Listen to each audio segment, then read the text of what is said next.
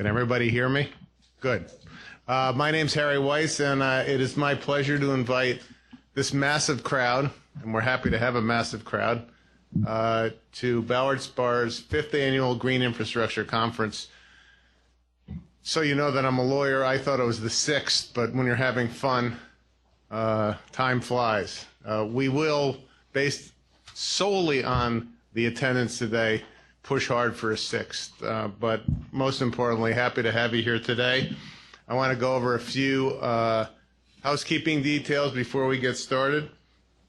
First of all, as the opening slide shows, this is an event sponsored by Ballard Spahr and the Environmental Law Institute out of Washington, and you'll hear from the representative later in the program, but it has been a great relationship for us, and we thank Environmental Law Institute for their ongoing and loyal support of this event.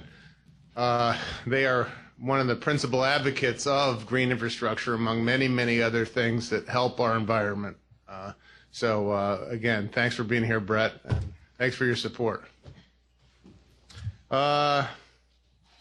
Other thing I want to do, you're not alone. We have audiences in New York, Baltimore, and Washington. I hope they can hear me because I'm giving you a very warm welcome. So thank you for watching on TV, and I excuse the 10 pounds that have been added onto my frame. Don't forget, for those lawyers here seeking CLE, make sure you visit our table here so you're registered and we get your votes your credits counted. This is a 3-credit substantive course. Don't want you to miss out on that. You can email questions while you're sitting there to green16@ballardspahr.com.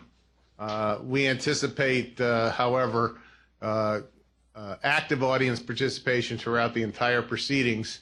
And if you ever have a question during any of these proposals, I think I speak for all the panelists, please raise your hand and get involved in the discussion. I'd also like to thank our staff. Setting up for a crowd this size in this building is not that easy. Organizing this program is not that easy. If there were a cast of thousands, it would be easy, but there aren't. There's a handful of people who make these things a real success and just push us in front of the microphone, and then we do what we do best, which is talk. So I appreciate that. Anyway, I'd like to give you just a quick overview of the program. We have a 3-panel format. My panel first is going to talk about another 5th anniversary event, and that is Philadelphia's Green Cities Clean Waters program. And you'll hear about the success of Philadelphia as a leader in this field of green infrastructure, particularly for stormwater control. Next, we're going to hear from a panel chaired by my colleague Bill Rhodes. This will be more the nuts and bolts of getting these projects done. And the reality on the street is that many, many municipalities and cities are facing similar problems that Philadelphia faced, which I will explain in a second, and are beginning to use or see the light on green infrastructure and getting green infrastructure, more importantly, financed to replace aging infrastructure that's causing stormwater problems. Finally, to demonstrate that we're not here just to talk only about stormwater, we have an illustrious panel chaired by my colleague Bob McKinstry. They're going to talk about the TMDL regulations for the Chesapeake Bay. We're lucky to have on that panel probably 2 of the principal movers of that effort. And the message to take away is that green infrastructure is not only for stormwater, it's not only for development, it can and should be used perhaps to restore and maintain one of our great natural treasures, the Chesapeake Bay. All right, moving on to my panel. Where's that clicker? Where's that clicker? There you go. Okay. Anyway, I have on my panel people who have biographies, and you can read them. But starting to my right, please welcome Mark Camerata. He's the director of watershed programs at the Philadelphia Water Department. Really a celebrant in terms of this 5-year program, improving the waters of Philadelphia at the aim of EPA enforcement action, EPA and state enforcement action. Compliance pushed Philadelphia into this issue, but the benefits have been well beyond getting the enforcement monkey off their backs. Next to Mark is Anna Ship. Anna rejoins our panel. We like to have her every year. I commend you to, for those who are interested in reading something interesting about what Anna's going to talk about, I commend you to read her organization's 5-year report.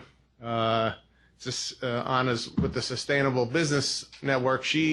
Her principle, I think, guiding force is that compliance is all well and good, but look at the benefits you receive when you go green, and she'll talk about those, the so-called triple bottom line. Finally, Mark Saloni, no stranger to stormwater. Mark and I have been on the advisory commission for many years, as is Anna, with the city on their stormwater regulations, which were the sort of the lead example of how to coerce behavior among the regulated community in terms of creating and sustaining stormwater control methods. And Mark's going to talk generally given that we're 5 years into this program, Mark's going to talk more to the developers and institutional developers in the audience as to how you get projects done in Philadelphia, which I think as other cities adopt these sorts of strategies will also occur in other cities. So listen closely to him. Anyway, I'm going to give a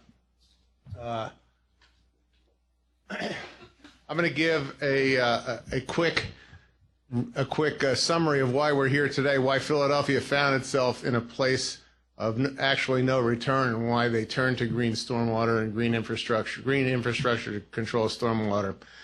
First of all, here's the birthday cake. I only have this up here because it was really, really hard to find a 76ers birthday cake. Hopefully that'll change, but of course their first-round draft pick's already out for this, or maybe out for the season already. The real celebrant here, though, is the Philadelphia Water Department. To celebrate, they've even changed their logo. The old PWD on the left, the new one on the right, and we're here to talk about what they've done. And yes, I believe that is in the middle of the photo, Mark Camerata accepting the Climate Hero Awards from Sustain PHL. So not only is it a good program, it's an award-winning program. I told you I'd work you in somehow. Yeah, thanks. Anyway, here's the problem in Philadelphia with stormwater. A lot of you have seen this slide before. The red in particular shows aging infrastructure, sewer, stormwater, water supply of 19th century vintage. The result of Philadelphia's conundrum is when it's sunny in Philadelphia, you have a combined sewer and a separate sewer that functions. There's no mixing of the water. The problem in Philadelphia occurs when it's raining and you have overflows of stormwater into the sewage collection system, which cannot handle that inflow, and as a result you end up with scenes like this, sewage bubbling out of the ground. Manayunk Canal, I always will use this picture to illustrate it. That brown is not lit. I don't know what it is, but you don't want, no one's been swimming in the canal.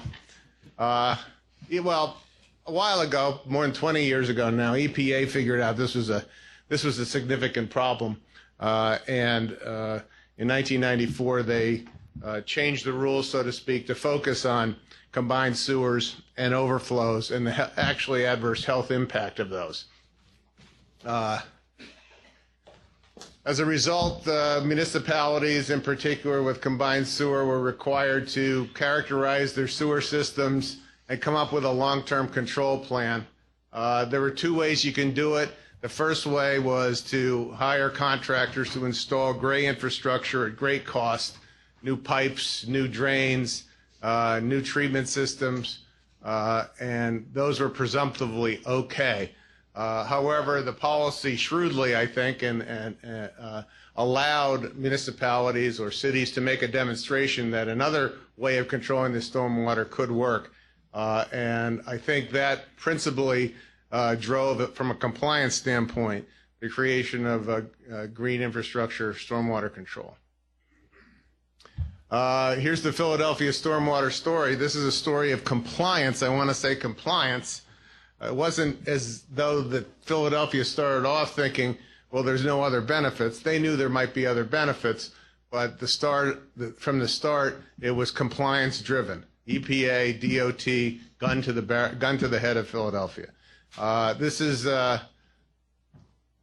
So here's your gray infrastructure, great big pipes. They cost millions. They're easy. They work generally until 200 years later you have to replace them, or 100 years later.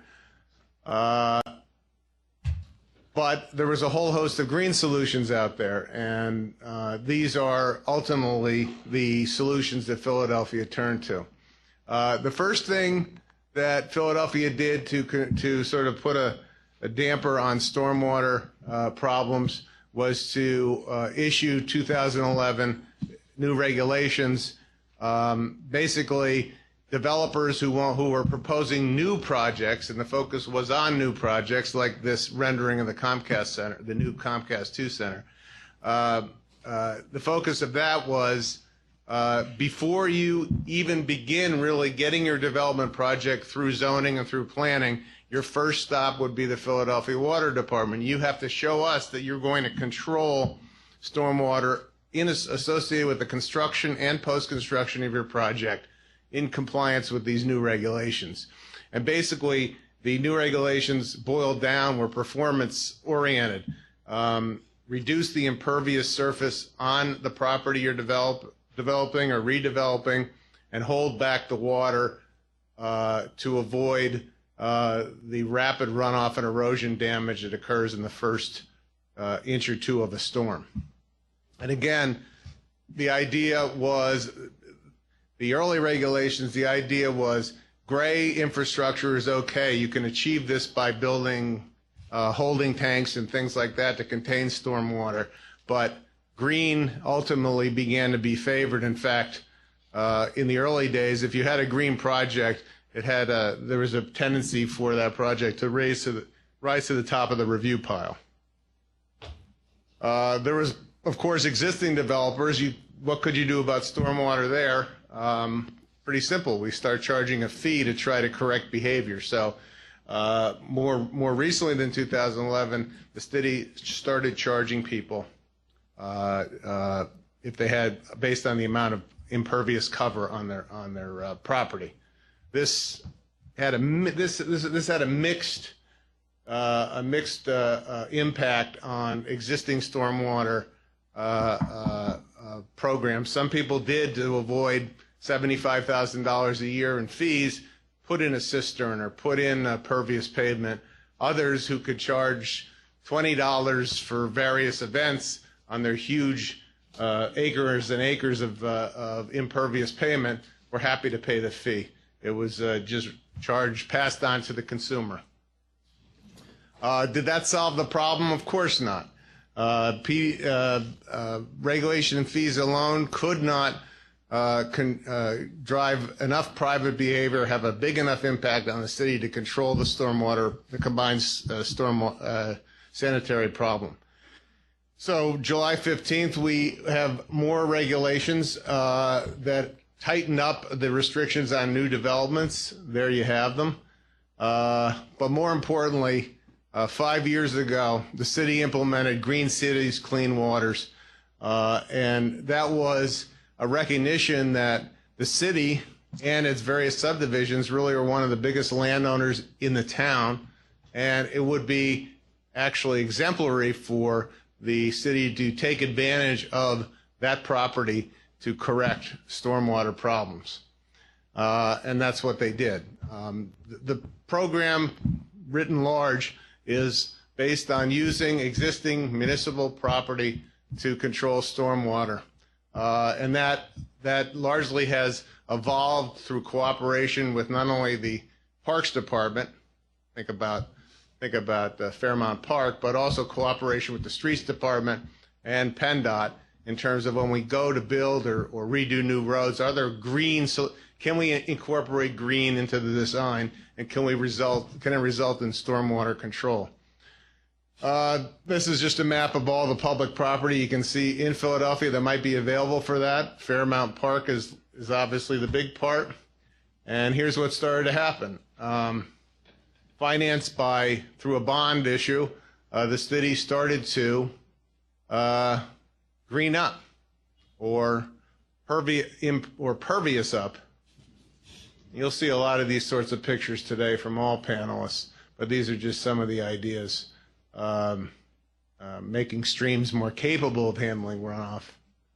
Schuylkill, digging the junk out of the Schuylkill River so it can increase its capacity.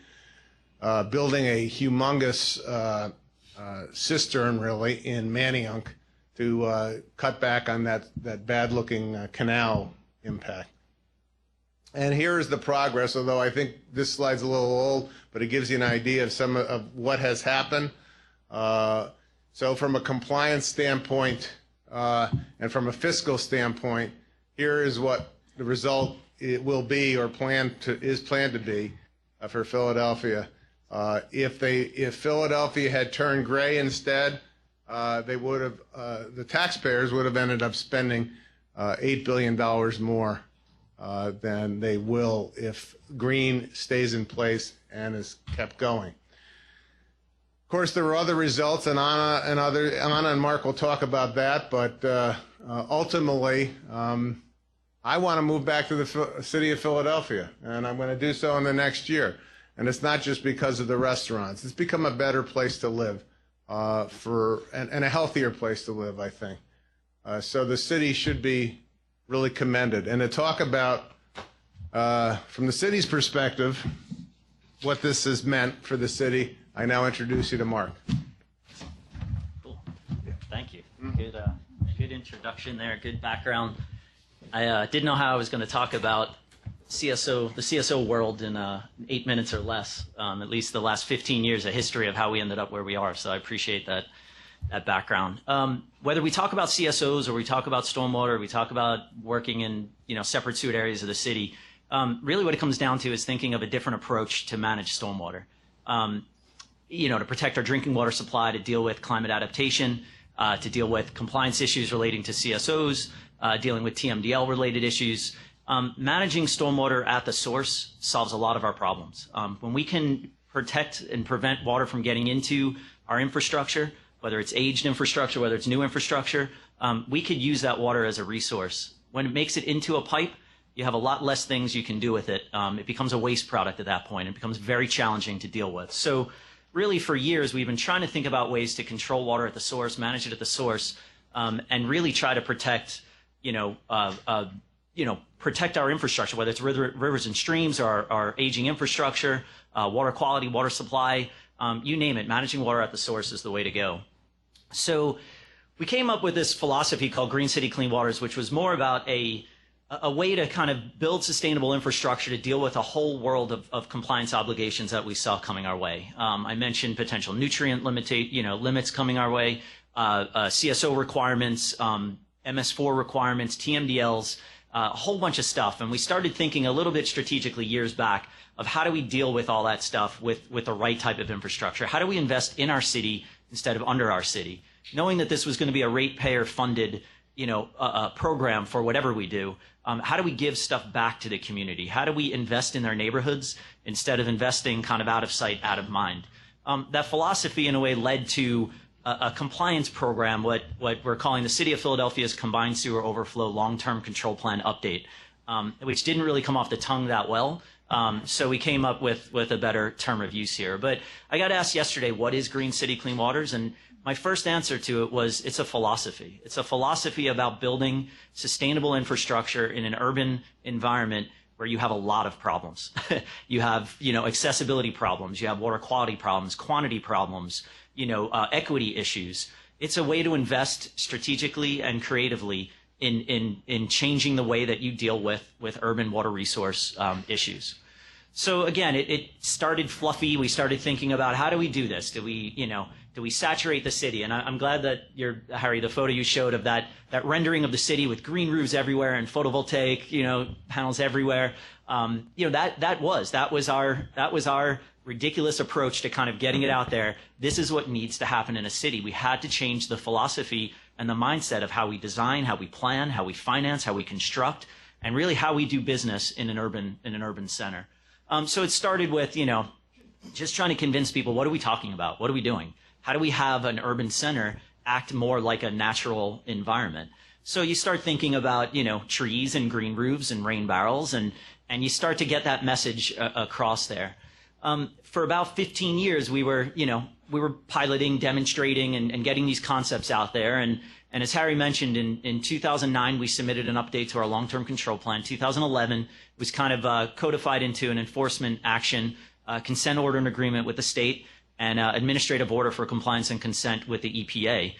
So that kind of, nice philosophy about saturating your city with green became a real deal multi-billion-dollar effort that we needed to implement, a compliance obligation. The thing I focus on most, obviously, and the subject today is this term that we called greened acres. We basically just came up with a term that said if you manage an inch of runoff from a directly connected impervious acre into your infrastructure, if you're able to manage that water using anything, infiltration, evaporation, transpiration, storage and slow release, rainwater harvesting and reuse, any kind of beneficial, green practice, you could actually call it a greened acre. So I always use the example, if you had a 1 acre parking lot and you built a 1/10 of an acre bioswale, if you managed an inch of runoff from that 1 acre impervious lot in that bioswale, the whole acre is considered a greened acre, even though it's not physically a greened acre. Still, the target obligations we have ahead of us is 9,564 acres. Is a large target. It's actually 15 square miles in a dense urban setting. It's 34% of our impervious cover that we need to manage. So how do you put a program together that tackles that much impervious cover in a 25-year plan when you only have about $2 billion to spend doing it? So we started looking at different approaches, and obviously you have to look at the impervious cover, sets you have in the city, and you kind of split it down into, well, what's on public land and what's on private land. We have different tools that we can use on different property types, obviously. And towards my last slide is really more of a plea of how we get rid of that line between public and private. How do we manage stormwater in the most cost-effective, beneficial process and not have to worry about any kind of jurisdictional boundary? So that's kind of the how do we keep this thing sustained. We start losing the references of public and private, and it just becomes stormwater management practices. But to roll out the program in the first 5 years, we had to look at it as what we could do at this point in time. So what could we do direct public retrofits on? Harry had mentioned kind of our development regulations, and then what we're calling our incentivized retrofit program, which came out of our parcel-based billing approach. So just to cut to the chase, our 744 greened acre target we had in the first 5 years, we exceeded it. 837.7 acres. Every point matters. It does. That's why that 0.7 is there. Partially because it's a lot of money. We're spending a lot of money. It's a lot of work to get every 1/10 of an acre that's out there. But just to show you the delivery methods that we've received, the public retrofits are one of the dots. Private development regs are another set, and just you get a feel of how many acres and how many projects were delivered. And then our incentivized retrofits. There are a tremendous smattering of dots on there for Rain Check, which is a homeowner based retrofit program that we have yet to take compliance credit for. That's another one of those, how do we keep this program sustainable? We'd have no way to take compliance credit for things that we don't own, operate, and maintain, nor things that we can't put some kind of O&M requirement on like we do with incentivized retrofits. So that's another, kind of thing I throw out there as far as long-term sustainability of the program. It's figuring out for ways for us to think a little creatively of how we can get compliance credit for every single practice that actually keeps water out of our, that manages water to meet the terms of greened acres. So I won't go into too much detail, but obviously our program, because it's a multi-pronged program, we can't get to our objectives without each one of these pipelines delivering where they need to be. Our private regulations to date have been a tremendous success for us. They've been the bulk of our work in the first 5 years.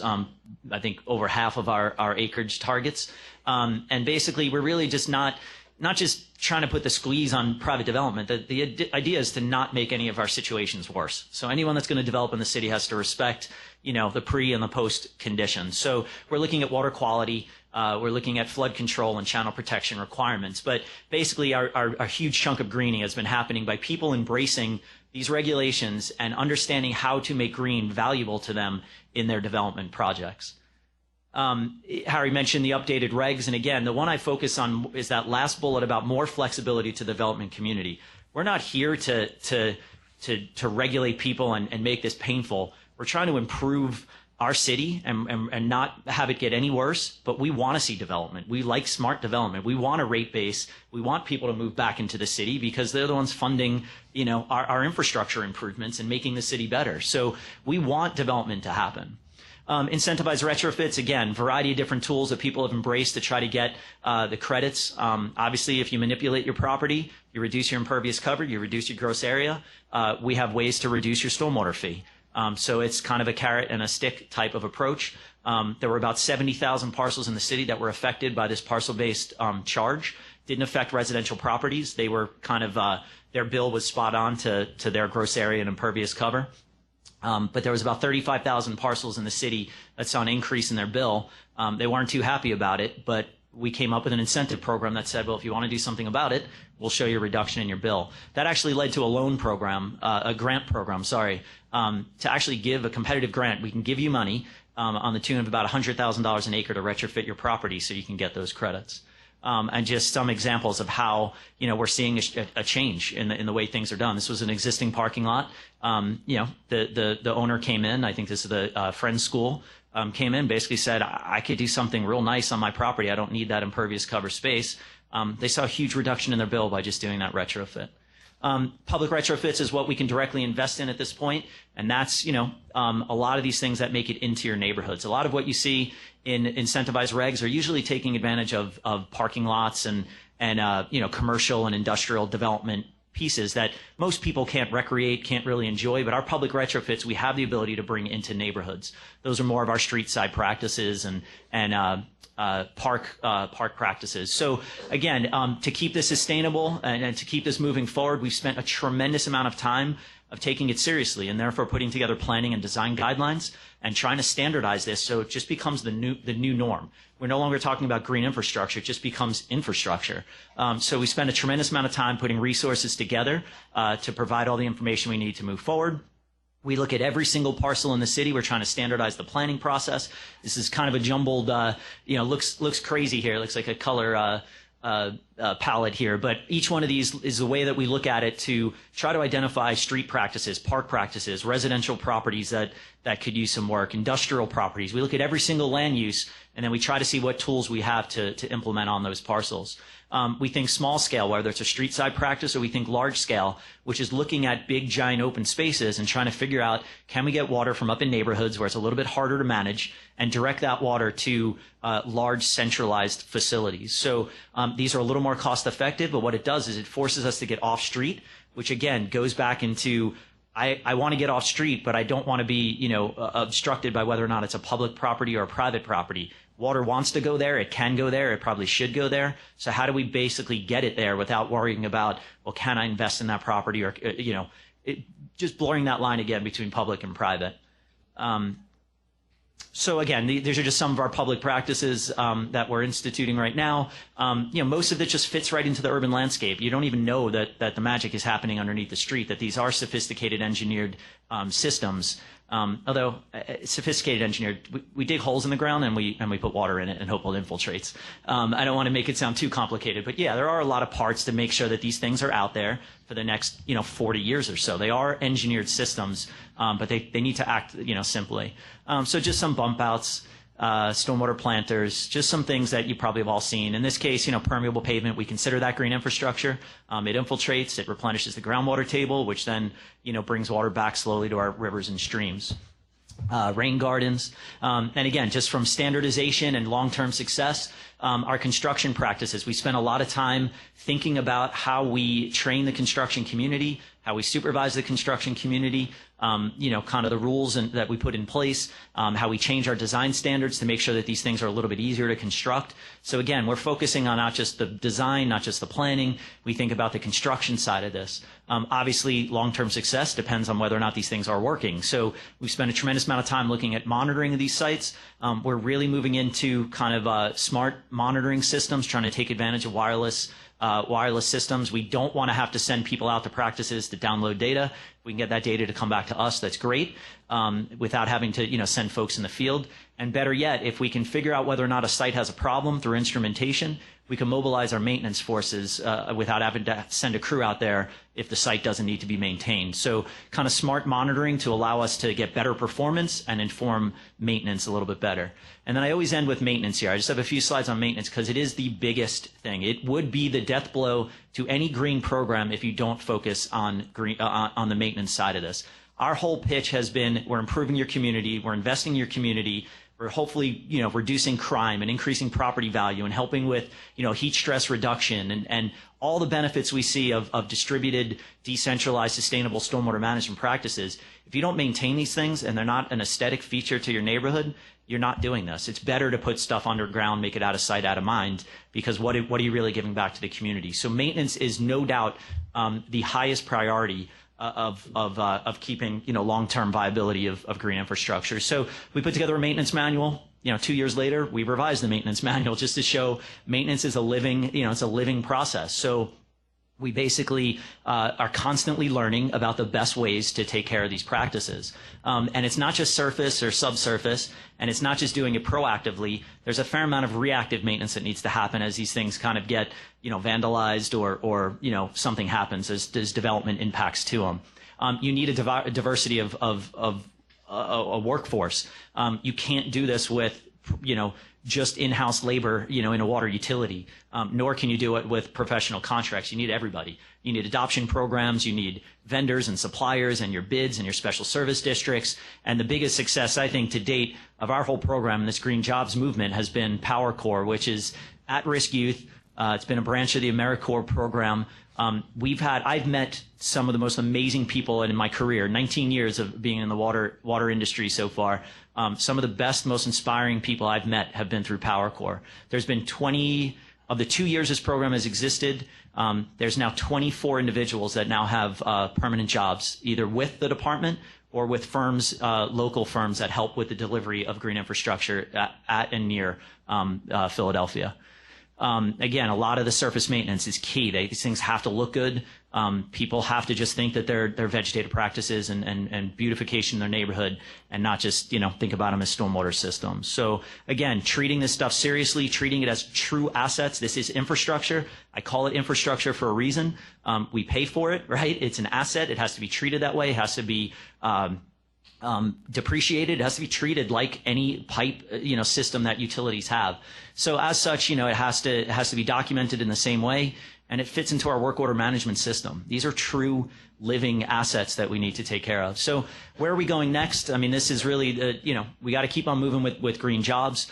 We know that there's a lot to be had here. This is not just white collar jobs. This isn't blue collar jobs. This is a lot of jobs. This is, you name it. These are accountants and legal and finance and engineers and planners and architects and the maintenance workers and marketers, media, you name it. This touches every sector, and Anna's going to get into that probably a little bit of just how many people are touched by this kind of green movement. We need to keep on innovating, and I know it's a very kind of loose word. It could mean a lot of things. Could be innovative practices, could be innovative partnerships, could be an innovative proprietary technology or a piece of technology. But we need to constantly keep on pushing this innovation button. We've only been doing this work in Philly for about 10 years, 15 years or so. But we're still learning and we're still growing. Monitoring performance at scale. Again, in order to get 25 years out of this program, we have to show that it works in the short term. We have to show that it works at the site scale. We have to show that it works at the sewer shed scale. And then we have to show that we're actually making a difference on the quality and quantity in our rivers and streams, which is where the Clean Water Act touches. And then obviously we don't like to make investments without thinking about connecting with other things. So how do we basically integrate these CSO controls with all the flooding that we're going to be seeing and some of the kind of warmer, wetter, more erratic climatic patterns that we're seeing, in the early throes of climate change. And then, jumped to Anna there. So yeah, that's just some of the things to keep this moving at scale. So that's it. Thank you, Mark, very much. It's very exciting, and look forward to your return in 5 years to give us a tenure report. Anna's organization, however, has actually put pen to paper, but has talked principally about not only the importance of green infrastructure and how it helps cities comply, but how it really makes the city a better place to be. And why don't you take 15 minutes to summarize your 50-page report? Sure. I'm going to stay seated, too, if that's okay. Sure. Thank you. All right. So first I'm going to, that's a little tiny. I'm going to introduce who we are as the Sustainable Business Network of Greater Philadelphia and then the GSI partners, and then get into a little bit about our approach and then the results of our 5-year report. So the Sustainable Business Network of Greater Philadelphia, for those that don't know, is a nonprofit membership organization of locally owned businesses that are all committed in some way, shape, or form to the triple bottom line, which is a way of thinking and doing that incorporates your social and environmental impact along with your traditional, financial benchmarks. And we promote a more local and sustainable economy in the greater Philadelphia region, one that is, again, both environmentally thoughtful, socially conscious, and, of course, profitable. We're in huge support of Green City Clean Waters. It's a triple bottom line plan. So when Green City Clean Waters was sort of on the table and being discussed, we wanted to make sure that we were supporting those triple bottom line benefits of that plan. And so we formed the Green Stormwater Infrastructure Partners, which is a signature initiative of the network. We have about 65 members, which are a subset of SBN's larger 400 business membership base. And those members are in the green infrastructure design, build, maintenance, and material supply space. And we work, like I said, to amplify that triple bottom line impact of Green City Clean Waters. We want to see the greenest approaches facilitated and incentivized as much as possible. And we want to see the public and private investment spent with local firms as much as possible. So we're trying to grow the local industry, advance innovation, and of course strengthen the local economy via green infrastructure investments. And we see ourselves as replicable and scalable models. So just as we want to see Green City Clean Waters as a model replicated in other cities across the country, we think that the model of this non-traditional public-private partnership that is this network of businesses is also replicable to support other policy implementation. So we take a collaborative approach. We define the private sector as both the business community who are our members, right? So the design, build, maintenance, material supply firms, but also developers and property owners. They're ultimately the clients, right?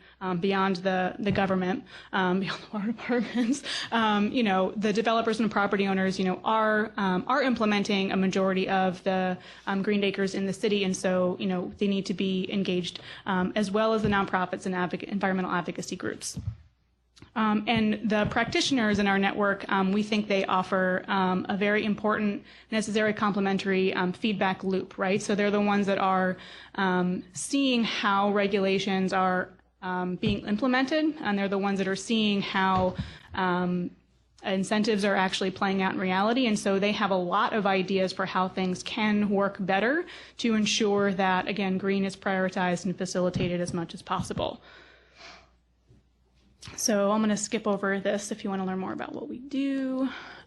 So what we've done, we've been around for just about 4 years, and we had a lot of conversations with our members over those 4 years, and we were hearing a lot of anecdotes about how business was booming for a lot of these firms. So they couldn't keep up with the work. They were hiring just tons and tons of work, and so we did a pretty cursory survey of our membership to see how their annual revenues were growing and how their full-time and part-time employee counts were growing over time. And that initial very lo-fi survey showed us that our members, at that time we just had 40, had a double-digit annual revenue growth, so almost 14% annual revenue growth in just 1 year, and an average of 1 new full-time employee across those firms. So 40 new full-time employees and 25 new part-time employees in just that 1 year. And so that triggered for us the reason to do a much deeper dive on the local economic impact of Green City Clean Waters. So there were a lot of projections in the beginning about green jobs and the impact that this would have in the local economy, and we wanted to really show with numbers what was actually playing out in reality. So using the GSI partners as a proxy, and this upside down triangle again is a little bit tiny for the screen, but it's the reason for that is to really show what I think is a very conservative result, right? So our members are locally owned and they're in the green infrastructure space, right? So this triangle really narrows down to that particular point. So there are a lot more firms in the region that may or may not be locally owned, locally headquartered, that are doing green infrastructure, right? So we narrowed it down a lot, and we're still seeing really, really significant numbers. So this is just to say that these numbers, while awesome, are also very conservative. And we're seeing 430 jobs supported. And again, that's just design, build, maintenance, material supply, just firms that are headquartered in Philadelphia and firms that are doing green infrastructure in Philadelphia.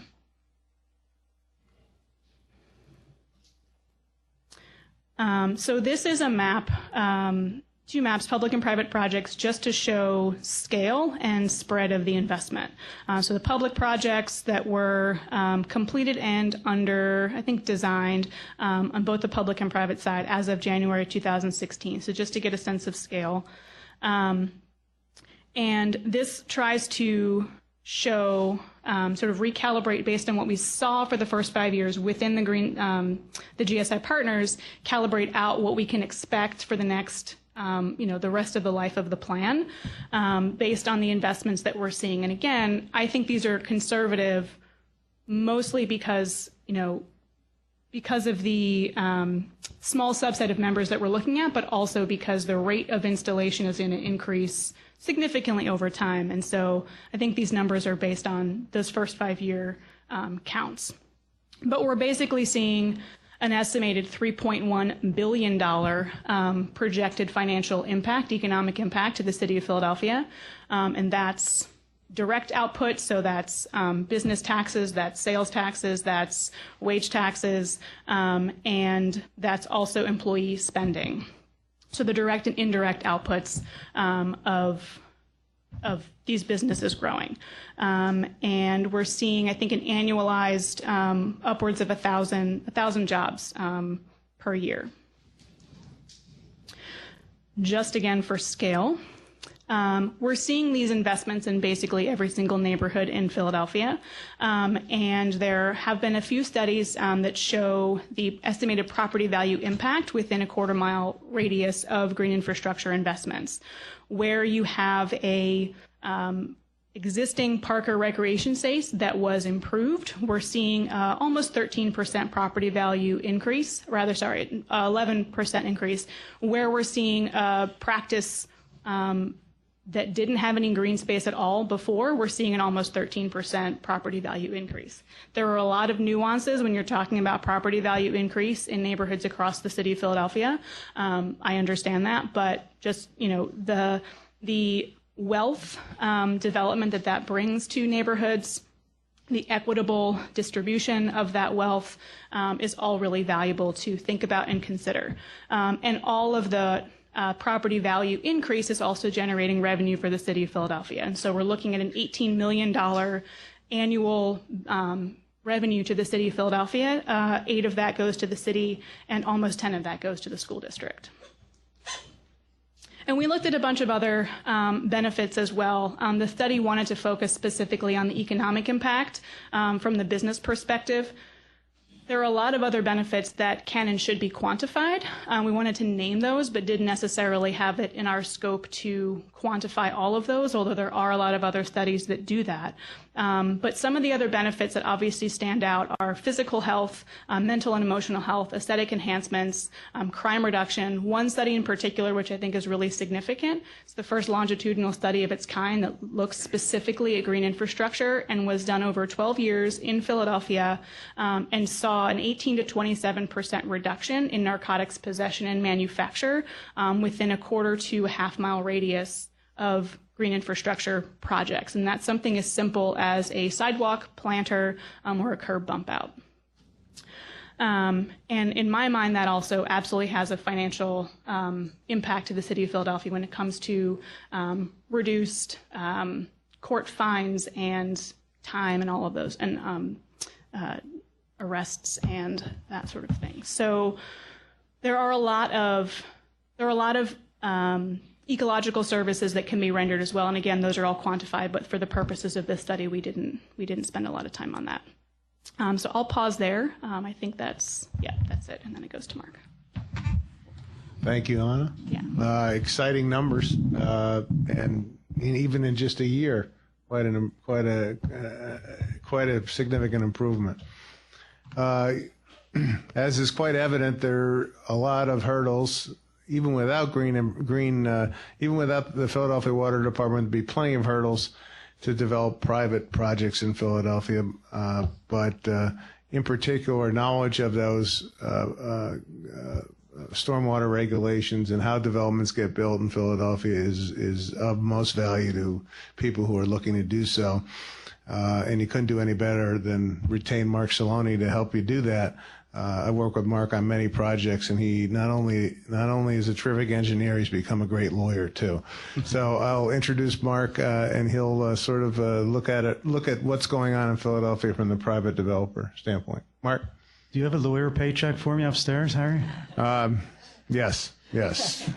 You can have as many drinks as you want at the reception. Good afternoon, everybody. My name is Mark Saloni. I'm Vice President and Office Director for Pannoni Associates. We're headquartered here in Philadelphia. This is our 50th year in business. We've been involved in green infrastructure projects for many years. A little bit about Pannoni. I mean, we work about 50% on public projects and about 50% on private projects. My focus today is going to be a little bit more on the private sector.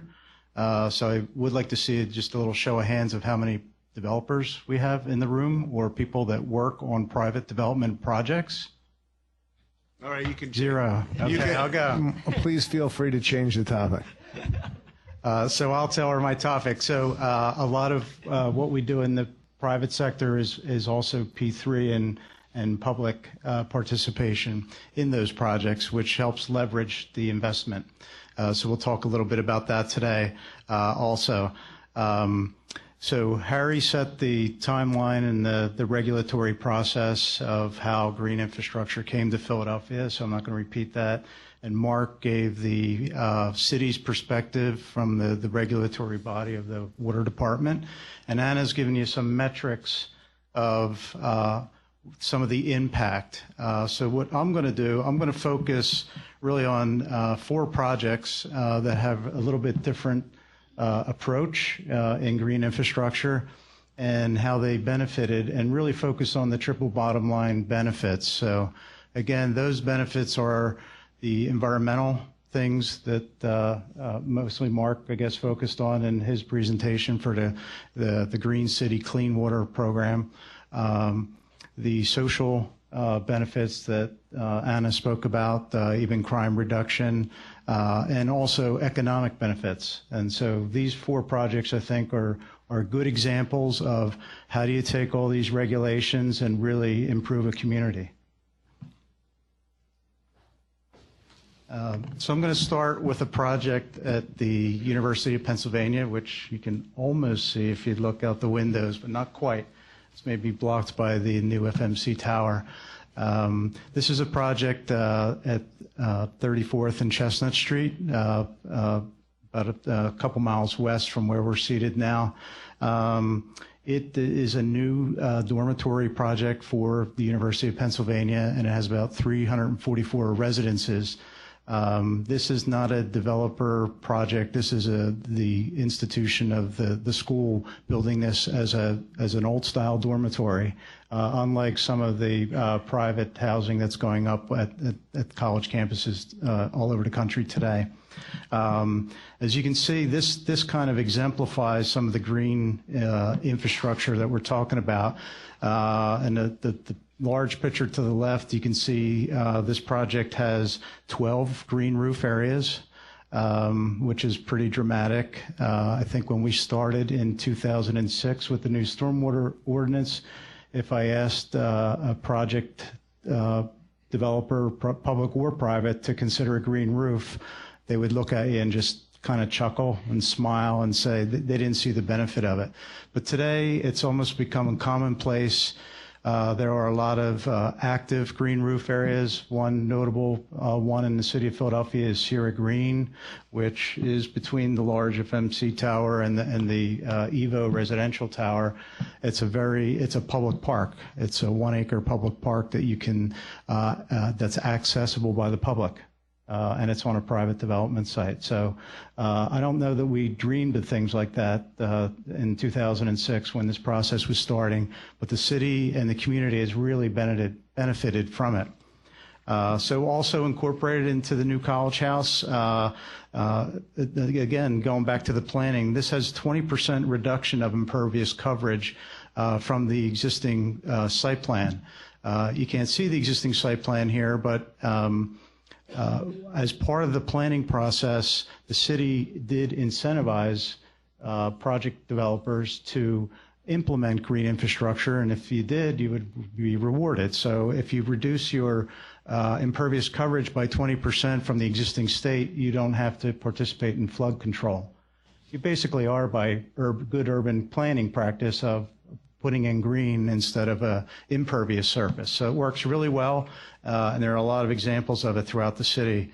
Other portions of this project include bioinfiltration and porous pavers, all of which Mark spoke about. But just a beautiful project if you get a chance to walk through it.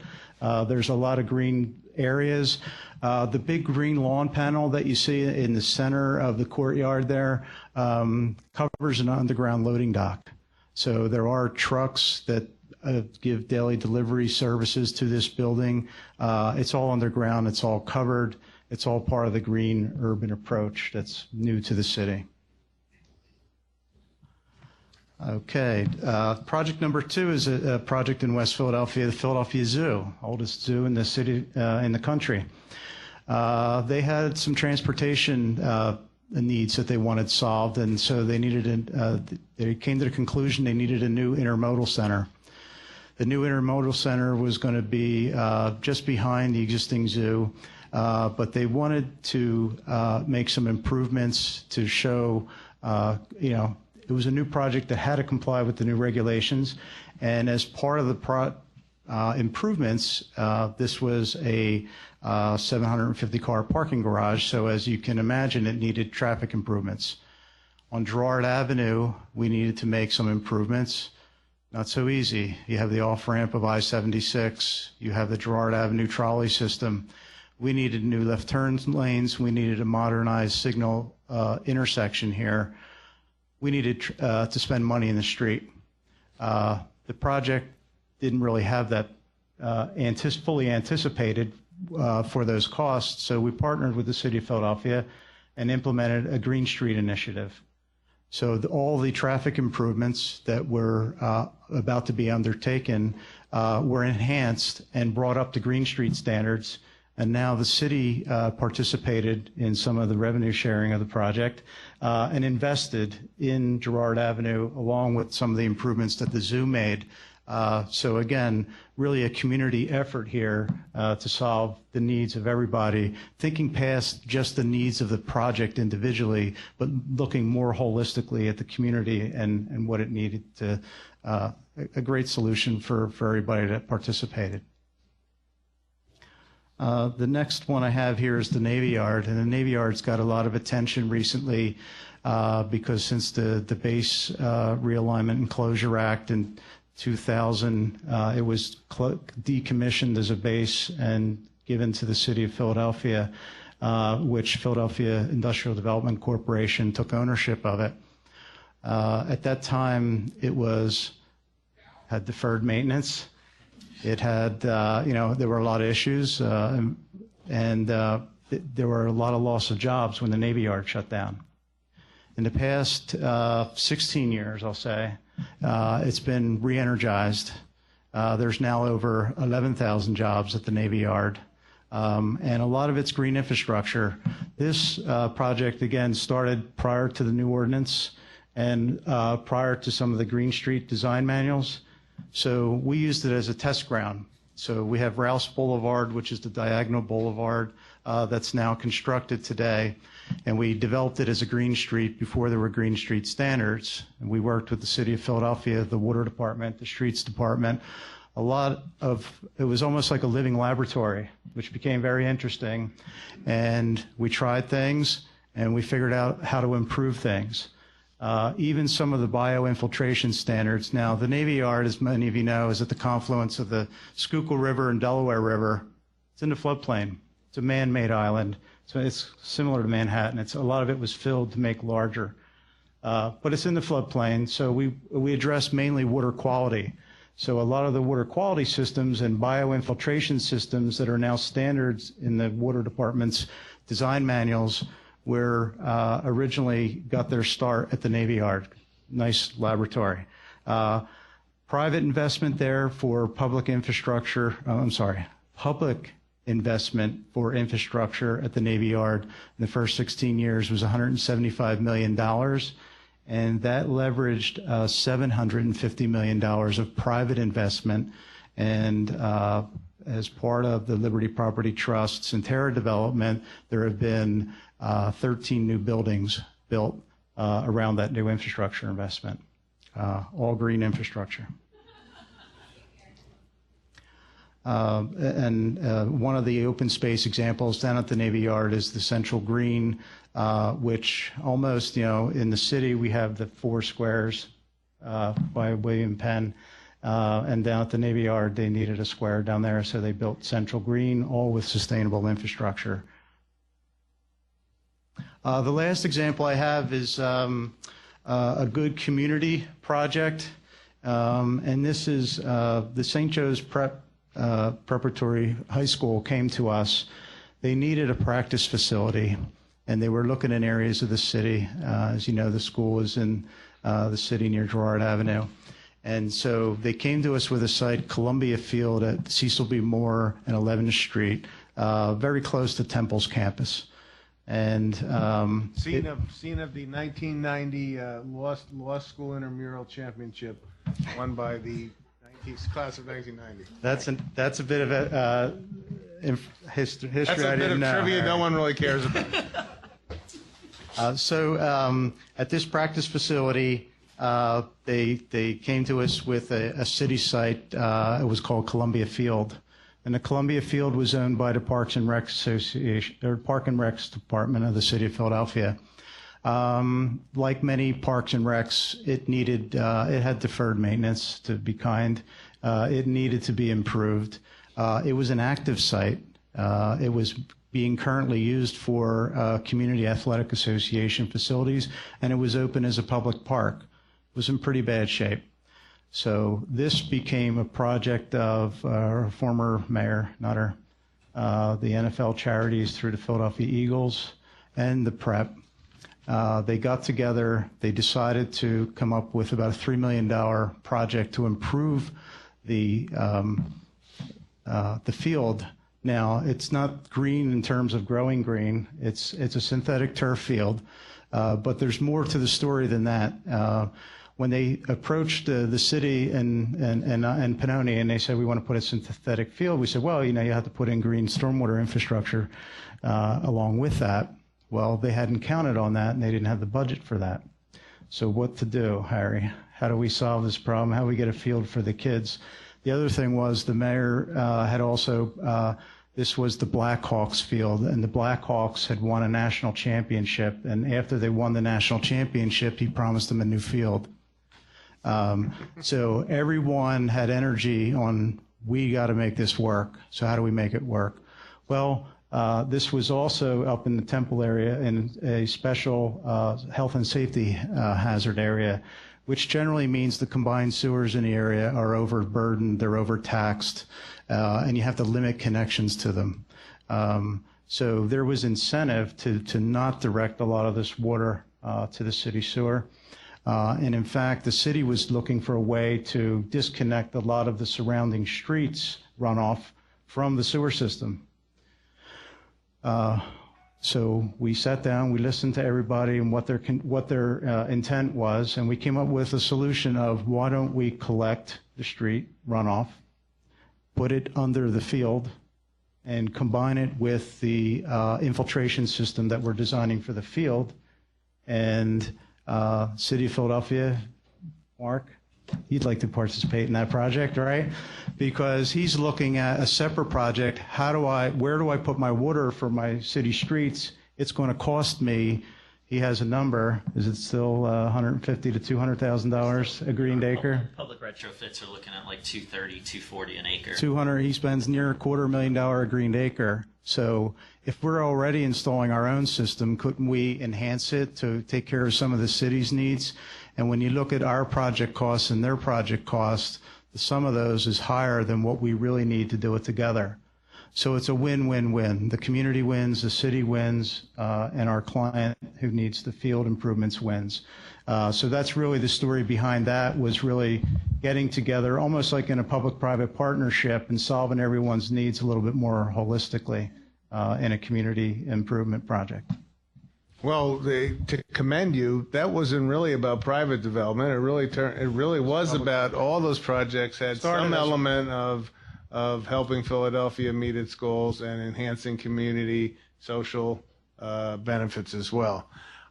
We are at our time limit. I want to let Nan Rohrer in Baltimore, who sent us a nice question. Mark and I will sit down together and we'll answer your question.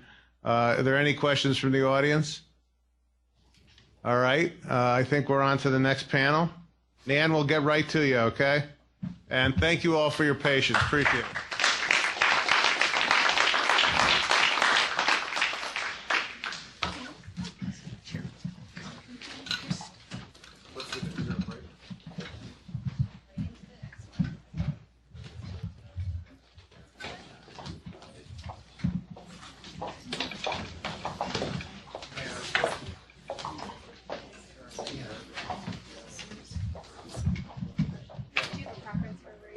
Not at all. Do you have a preference? That's good.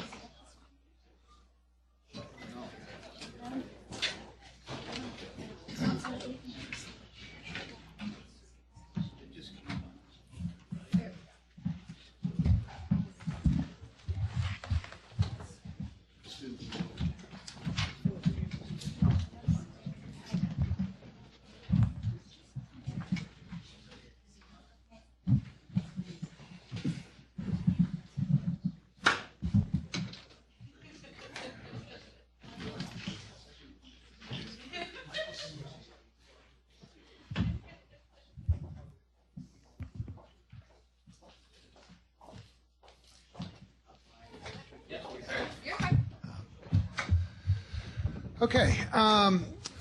Thanks, everyone. I just wanted to introduce myself. My name's Bill Rhodes. I'm a partner here in public finance at Ballard. Welcome all of you. This is a panel that we've been thinking about over the last few months. We're very excited because there's some recent developments that I think make it even more timely. As you heard in the last panel, this conference sort of started when the Green Infrastructure Solutions by the City of Philadelphia to address their CSO problems had been worked on and planned and implemented, including a financing structure that we were all very excited about and we wanted to talk about. And so that was sort of the origin of this conference. Over the past 4 years, we've since heard a number of presentations from other municipalities, including by Mark Kim from DC Water, and Brian Jensen and others from the Pittsburgh area talking about Alcasand, is they both looked to the lessons of Philadelphia and green infrastructure solutions to reduce their costs of compliance. So this panel is in some ways a return to those stories. It's bringing you up to date in two different ways. One is you may have heard about the recent environmental impact bond transaction done by DC Water. Mark Kim had talked about that in concept a couple years ago.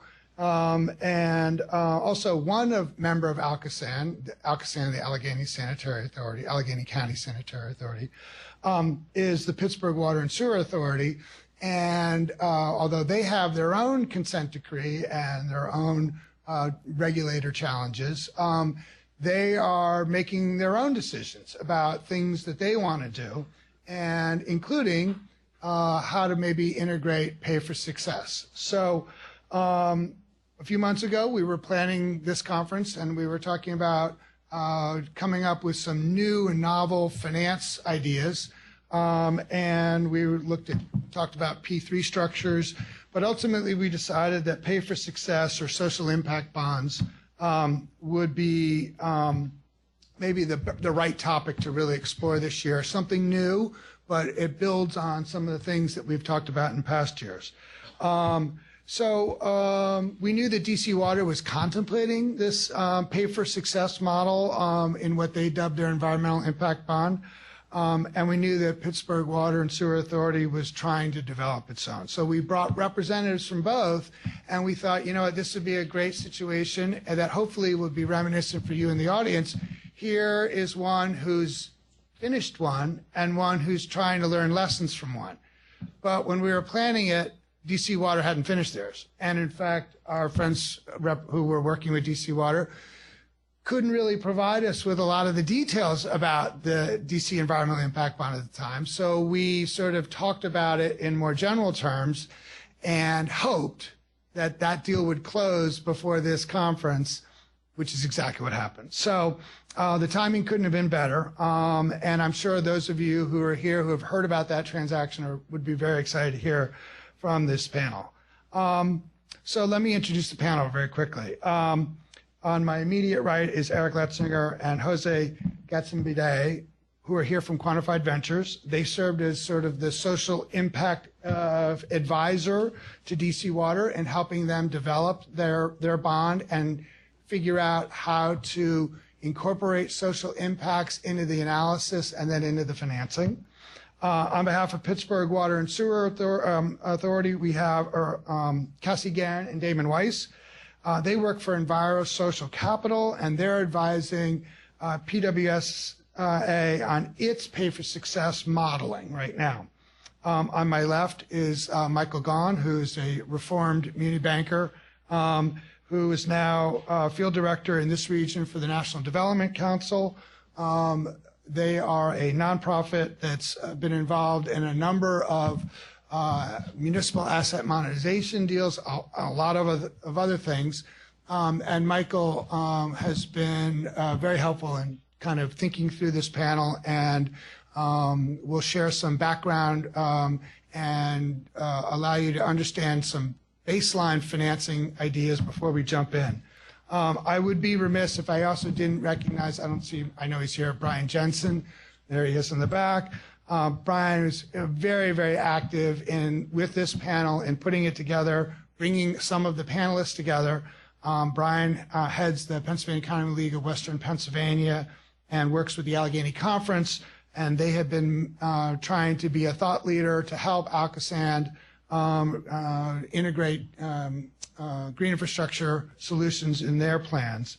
My job is to try to keep on schedule, so I'm going to be quiet now. We did set aside 15 minutes in this presentation for audience Q&A, so we definitely encourage it.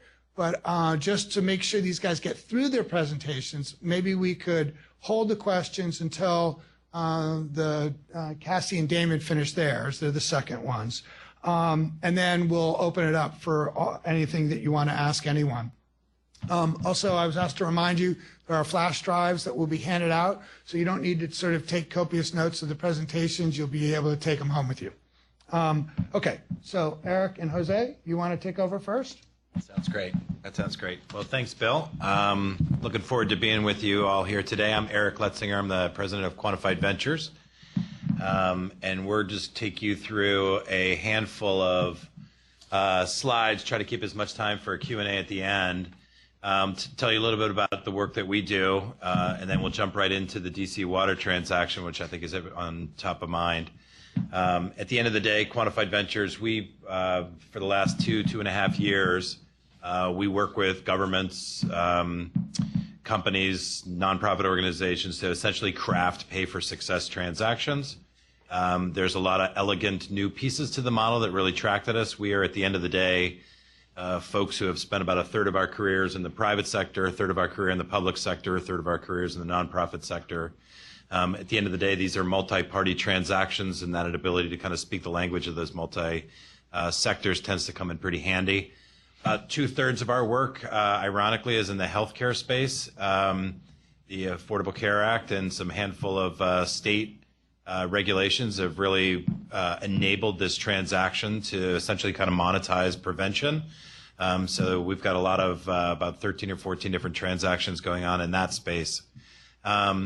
We've got some education work as well, and then we are, at the end of the day, I would say maybe accidental environmental people.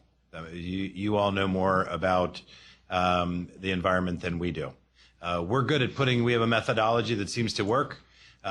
We are, I think the pokes in the eye that Pay for Success gets are that the transaction costs are high, takes a long time. There's a lot of philanthropic subsidy that sort of slows things down, speeds things up, makes things happen, hides the true cost of the transactions. We are a for-profit intermediary in this space, so we kind of keep some of those elements out. At the end of the day, sort of the punchline of the DC Water Environmental Impact Bond is it's not only the largest social impact bond done in the country, but it was the fastest and the cheapest, meaning the transaction costs were the lowest.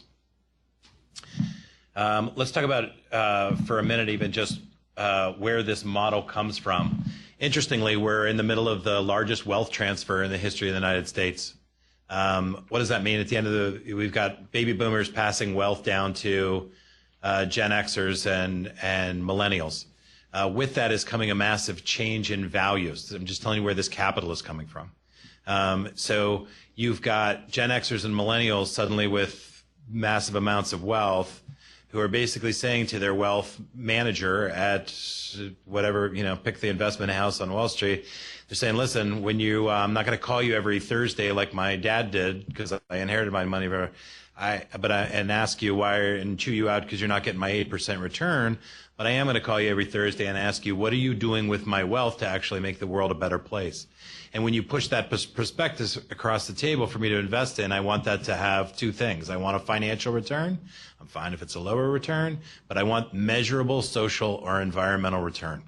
All right. And I want that measurable social and environmental return to be as rigorous as that prospectus that you're always handing me to invest in Apple or IBM or whatever. The graph is simply about the amount of capital, and I won't bore you with the details, but there's a lot of it. It's growing about 23% a year. And then the middle tower here is basically talking about the things that's preventing that capital from getting deployed. And the second biggest reason there is that there's very few transactions for that capital to invest in, right? So we've got a growing stack of impact capital and very few transactions for them to invest in, right? Sounds like a great opportunity, right? We are all about going out there and finding vexing social and environmental problems, putting them into the pay for success model, and then efficiently moving through a process to result in a transaction that attracts that kind of capital. And again, we'll distribute these slides, but so again, not to bury you in the details here, but to provide the broad strokes of this impact investing spectrum. You've got all the way from the left, you've got financial returns, all the way to the right, you've got only impact returns. These are different types of funding buckets. I would say the space of socially responsible investing sort of started in that negative screening bucket. which is essentially putting together mutual funds for investors to say, hey, well, here's a mutual fund. We've done the due diligence to make sure there's no tobacco or firearms or terrorism or whatever the bad thing is you want screened out. And as the space started to evolve into positive screenings, we're now getting to a nice and clearer blend of impact and financial returns. And I think the pay for success model can be a big part in attracting that capital. Just briefly, this model came from the UK in 2012. This is a model that's alive and well in Israel and Australia and the UK. We as a country are very new to it.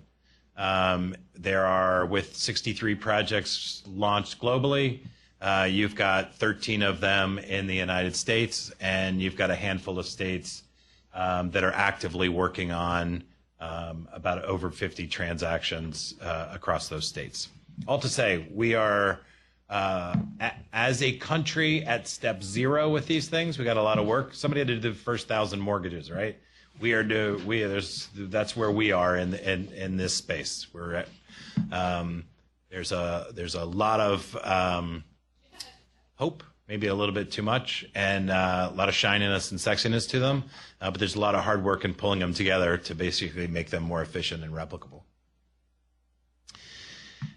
In general, here's how these things work. And let me focus you on a couple of these buckets. At the top, we have an investor. That's the impact investor. That's the folks we were talking about before. To the left, in number 6, you've got this entity called the outcome funder. To the right, you have the service provider. Let's just focus on those 3 for a second.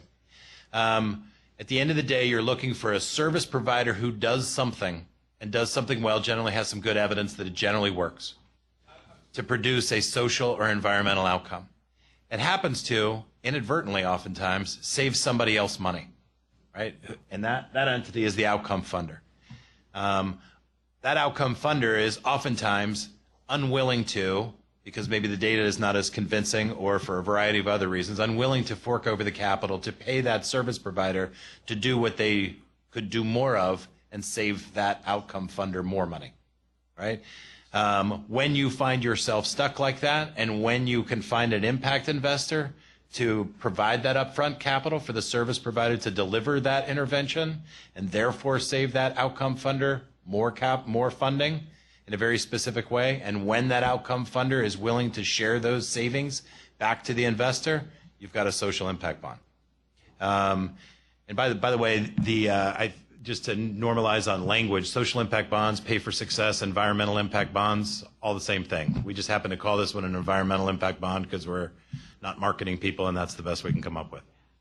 Can you just give an example of an example of a service provider and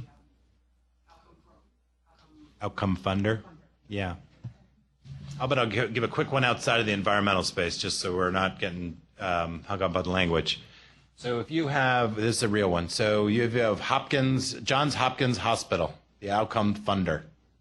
You have Meals on Wheels, which goes, Meals on Wheels, which goes door to door and delivers meals. When we zip up the zipper between Johns Hopkins discharge process for seniors, for folks over 65, right, and says when they are being discharged from their hospitals, if there's a trigger that goes immediately to Meals on Wheels to deliver 3 things, number 1, a nutritious meal, 3 meals a day, some socialization. It's amazing how much evidence there is that undergirds that, right? A little bit of touch point during the day minimizes the chance for a slip into the diagnosis of depression, which helps, which can significantly impact the effectiveness of the medications.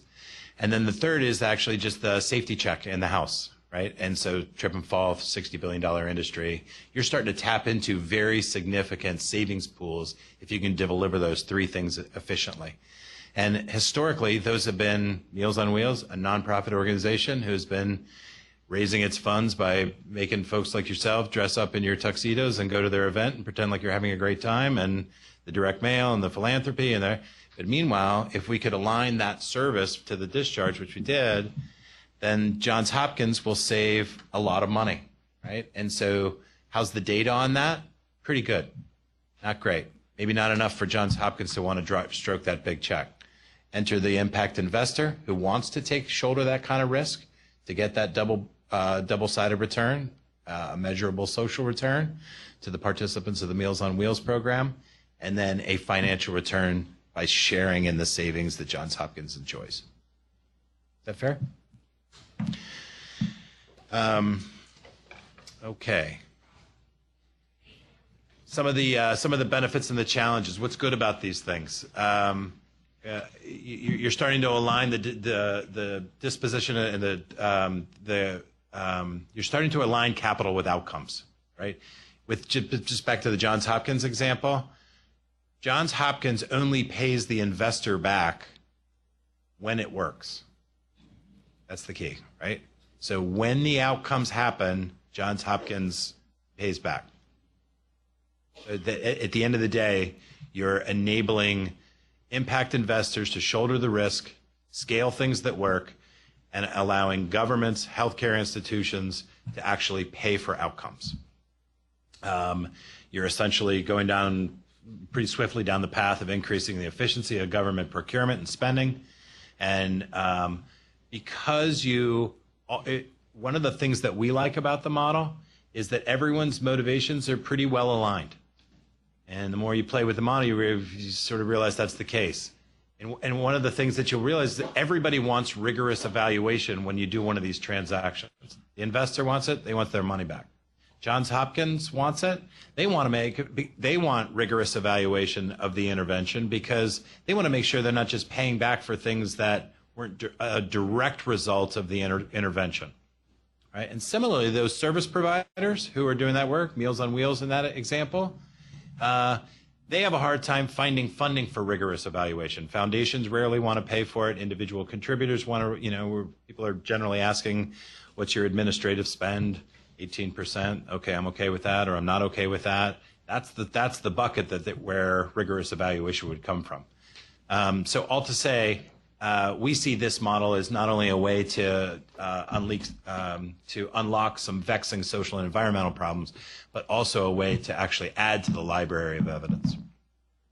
And then we think it also creates incentives to measure impact and improve data collection. I think some of the pokes in the eye we talked a little bit about, transactions can take a significant amount of time.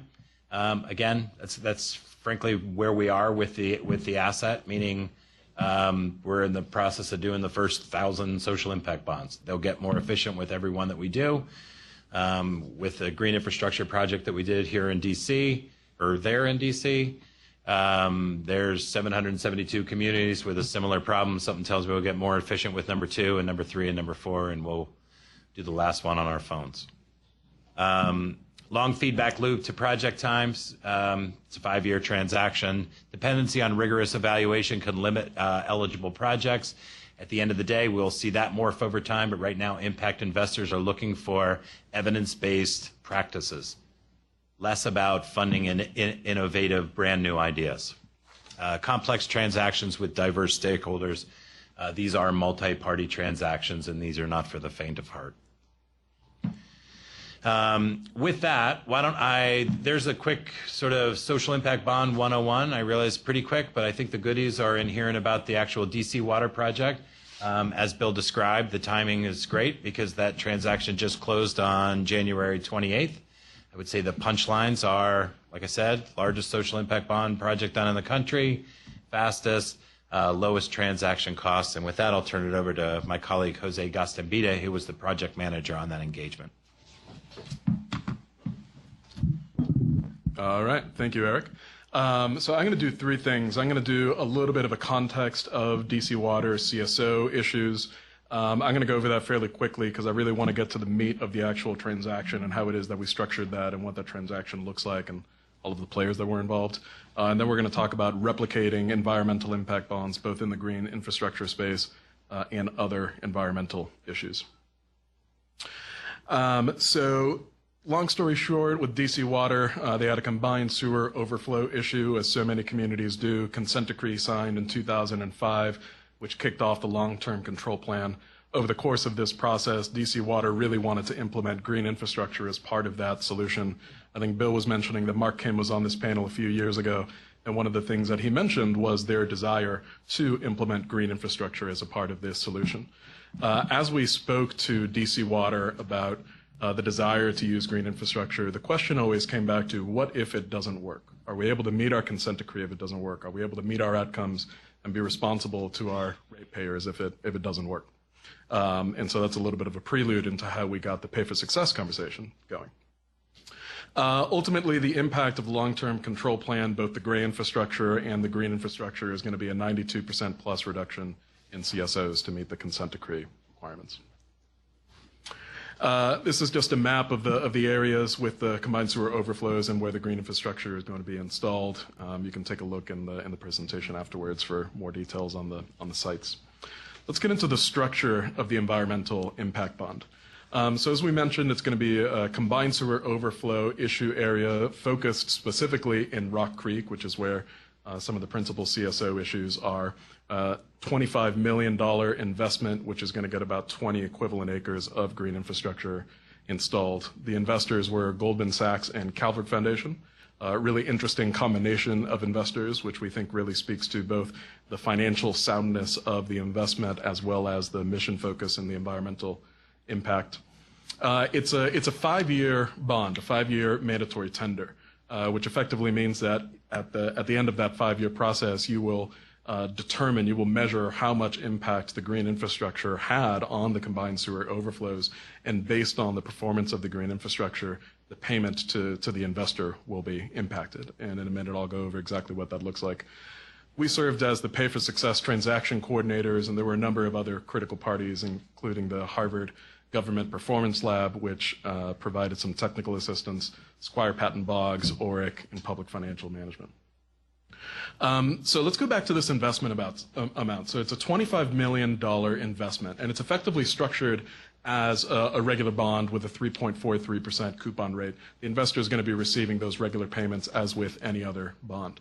But in order for it to be pay for success, the repayment to the investor had to be contingent on whether or not green infrastructure actually worked the way that we wanted it to. That's why it's pay for success. And so pay for success was a really great way to align the incentives of the investor and to align the incentives of DC Water and of the ratepayers for DC Water. So let's take a look at the timeline for this environmental impact bond. Over the course of 2016 and into the early part of 2017, we've put flow meters in all of the areas that are going to be impacted by the green infrastructure. What we're doing is establishing the baseline of how much wet weather flow there is during certain periods of rain. We take out those flow meters, and in the early part of 2017, we begin the installation of the green infrastructure, which will take roughly 2 years to complete. Once all of that green infrastructure is installed, we will put the flow meters back in, and we'll spend another year measuring what happened to that wet weather flow when green infrastructure was installed versus before green infrastructure was there, and you'll be able to do a nice pre-post, what was the impact on the actual flows, and as a result, what was the impact on combined sewer overflows. Now that's the cartoon version. It's much more complicated than that. You have to normalize based on how much it rained in any given year, and so the engineers were hard at work at the hydraulic modeling to make sure that that process was sound. But at the highest level, that's the way that this works.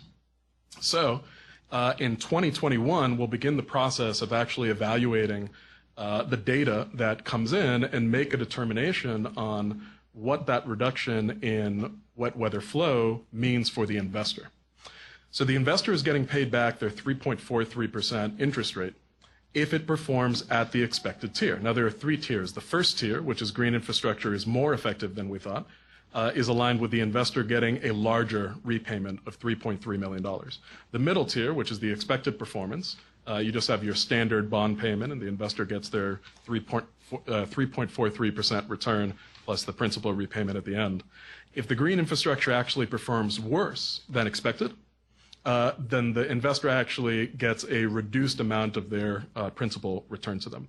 In other words, they want to see green infrastructure succeed and perform the way that DC Water does, the way that ratepayers do, because their repayment is directly tied to the performance of the green infrastructure. We think that's really exciting. And when you compare that to a traditional municipal bond or to a green bond, where the well-being of the investor is not tied to the environmental performance of what the money is going towards. We think it's really great to align the investor's interest with the actual performance that is being seen on the ground. I'm going to spend just a quick minute. I know we're close to the end of our time, but I want to spend a quick minute talking about why it is we're so excited about this transaction and what we're going to do kind of coming out of this success. So this is the first pay-for-success transaction in the environmental space. And within the pay-for-success world, it met some really important and really exciting milestones. Number one, this is the largest amount of capital actually invested in pay-for-success. At $25 million, this is the largest of these deals. And that's really exciting for a number of reasons. The larger the investment size, the more you're spreading those transaction costs out over a larger number of dollars. So this becomes a scale question and very tenable for all parties involved. It's the shortest transaction time. It took us a little bit over a year, which is light speed in the pay-for-success world. And this part is really interesting and we think really encouraging. The cost to DC Water of going and finding this capital of raising the $25 million was about 2/3 of what it would normally cost them to float a municipal bond. So you can see that there's all kinds of cost savings and all kinds of promising procedural advancement that we made in this deal that we think is very promising for scale and for replication. And the other reason is there are a lot of other communities across the country with combined sewer overflow issues, not to mention all other kinds of environmental issues. And so we look forward to tackling all of these stuck environmental problems with this pay-for-success model. There are two things that we are looking to do in the future in pay-for-success within the environmental space. Number one, we're trying to find out how to replicate, how to customize, how to localize this transaction across other communities and other municipalities across the country. So now that we've done the first one was difficult. We learned what to do. We learned how to apply this in the environmental space. And number 2, 3, 4, 5, and 10 are going to be faster, quicker, and we're going to put them in communities to meet their environmental needs. We think that this can be applied beyond combined sewer overflows and green infrastructure. We're having a number of conversations about how this can be applied in a nutrient and sediment runoff setting, which, as we know, is another kind of pressing environmental problem across the country. A number of conversations around alternative energy and whether this could be interesting financing to unlock some of those projects. And we're in conversations with a few cities who are trying to find pay-for-success as a method to unlock rolling out electric cars at a municipal level. All right. Thank you. Thank you, Jose and Eric. So I mentioned that Michael was a reformed muni banker who's has come over to the light side or the bright side now. But Michael is actually a perfect person to kind of probe a little bit more deeply into the financial structures that they used and ask questions about it. So, Michael, I'm going to hand it to you for a little bit of Q&A to start. Great. So I'll be very quick. I'm kind of the foil to this alternative transaction to talk about compare and contrast it a little bit with the way that we typically finance infrastructure, including green infrastructure in the States, which is really the muni bond market. So, this sort of spectrum of things is that there are P3s. We won't dive into that. That can mean a million things to a million different people. More recently, including DC Water, was the green bond innovation, which wasn't much of an innovation at all. And in fact, DC Water had a green bond label on what is, by all accounts, a gray infrastructure improvement a few years ago, but was nonetheless innovative in pushing forward the idea. So enter kind of stage left, Quantified Ventures and their team to bring a really new technology to the municipal space, which just about everything in the water and sewer field could be characterized as green, just by the nature of what they're doing of the public benefit. So this is a true innovation, and what is even more of an innovation about what Quantified Ventures was able to pull off is to fit a new technology in a more or less conventional muni box. And the importance of that, I think, is this. In terms of capital flows, the muni market on average, this year being a bit higher, is about $300 billion in annual issuance. So that's in $3.7 trillion more or less outstanding. Huge amount of liquidity. yes, there's a lot of dollars going into social capital, but in comparison, just kind of some numbers, the CDFI, Community Development Finance Institutions, originated about $3 billion of loans last year, and CRA, Community Reinvestment Act, which is where a lot of the social spending comes from in this country, and community development loans. It's $250 billion about annually. Of that, that's community development loans that would specifically go into, say, a pay-for-success structure, is only about $87 billion or so. So, by fitting into a conventional box, there's an opportunity to open up a lot more liquidity for this new technology. And, some of the key factors about how they were able to do that versus, say, a traditional muni execution was that, one, they had a really good partner to work with. You've seen the pay-for-success credit-worthy entities on the backside of these things, so that's really important. But what is really critical about what they did is that they put the bond in social impact bond. It's a fixed return, initially at, 3.4%, versus some of the other structures that have been out there that have been, there isn't a whole lot of transparency on this, but have been anywhere from, say, 20 to 70% returns. Granted, they'll be higher if there's a payoff and the intervention is successful, but it's not going to be nearly anywhere like what equity returns would be like in these other transactions. So how were they able to do that? One, they have an entity that was able to work with the conventional muni structure, a multimodal bond that is reset or remarketed to new investors at the end of that 5-year period. At that point, there will be the evaluation of whether the intervention was successful or not. And this is important because that's how it sort of fit the traditional box. Why DC Water was able to undertake this. They're in the market regularly. The market access or remarketing risk at that 5-year period is fairly marginal to them. They've got a outstanding long-term debt of around $2.7 billion. So a $25 million transaction is not a huge lift for them. So key consideration in sort of the replicability of this structure. Also, why did they get this fixed income pricing versus equity pricing? Well, they were able to provide through the muni process, basically put together a package that had metrics and had disclosure and had an entity from which you could go online right now and see its financial reports and things like that. So when they went out to bid, they had an entity with a lot of liquidity in the market generally, and they received the upside of that pricing.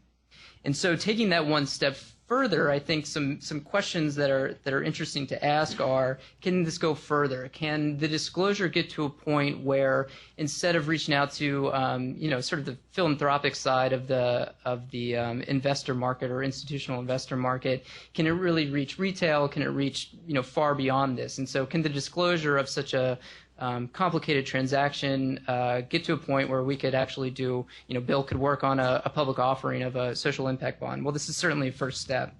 And so I guess for, question for the quantified ventures guys, what kind of communication did you had in that vein? What kind of communication did you have with investors describing the intervention? What kind of questions did they ask?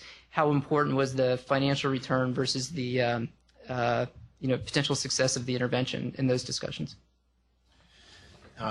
Let's see. I would start with saying we were oversubscribed very quickly. There was a lot of investor interest in this transaction for a number of reasons. I think unlike social impact bonds, the evaluation models can get quite complex. At the end of the day, for this transaction, there was an environmental predictive report that said, when we implement these 20 acres of this type of green infrastructure in this place, our model says it will yield this effect, this outcome, this measurable one metric return. By packaging up that model and making that available to investors who could hire and validate through their own evaluated environmental engineers, gave a very easy way to communicate and to determine whether we were sizing up the risk of the transaction in the same way. I would say we were very intentional about we could not have picked two more polar opposite investors with Calvert Foundation on one side and Goldman Sachs on the other. That was pretty intentional because it actually represented the broad investor interest in this transaction, meaning it was financially sound, the risks were well apportioned, it was understandable, there was a high interest in its replicability and its low transaction costs. But then again, there are very measured on the Calvert Foundation side. They had a strong interest in the secondary benefits and the other positive externalities that come about with the implementation of green infrastructure, which you are all very familiar.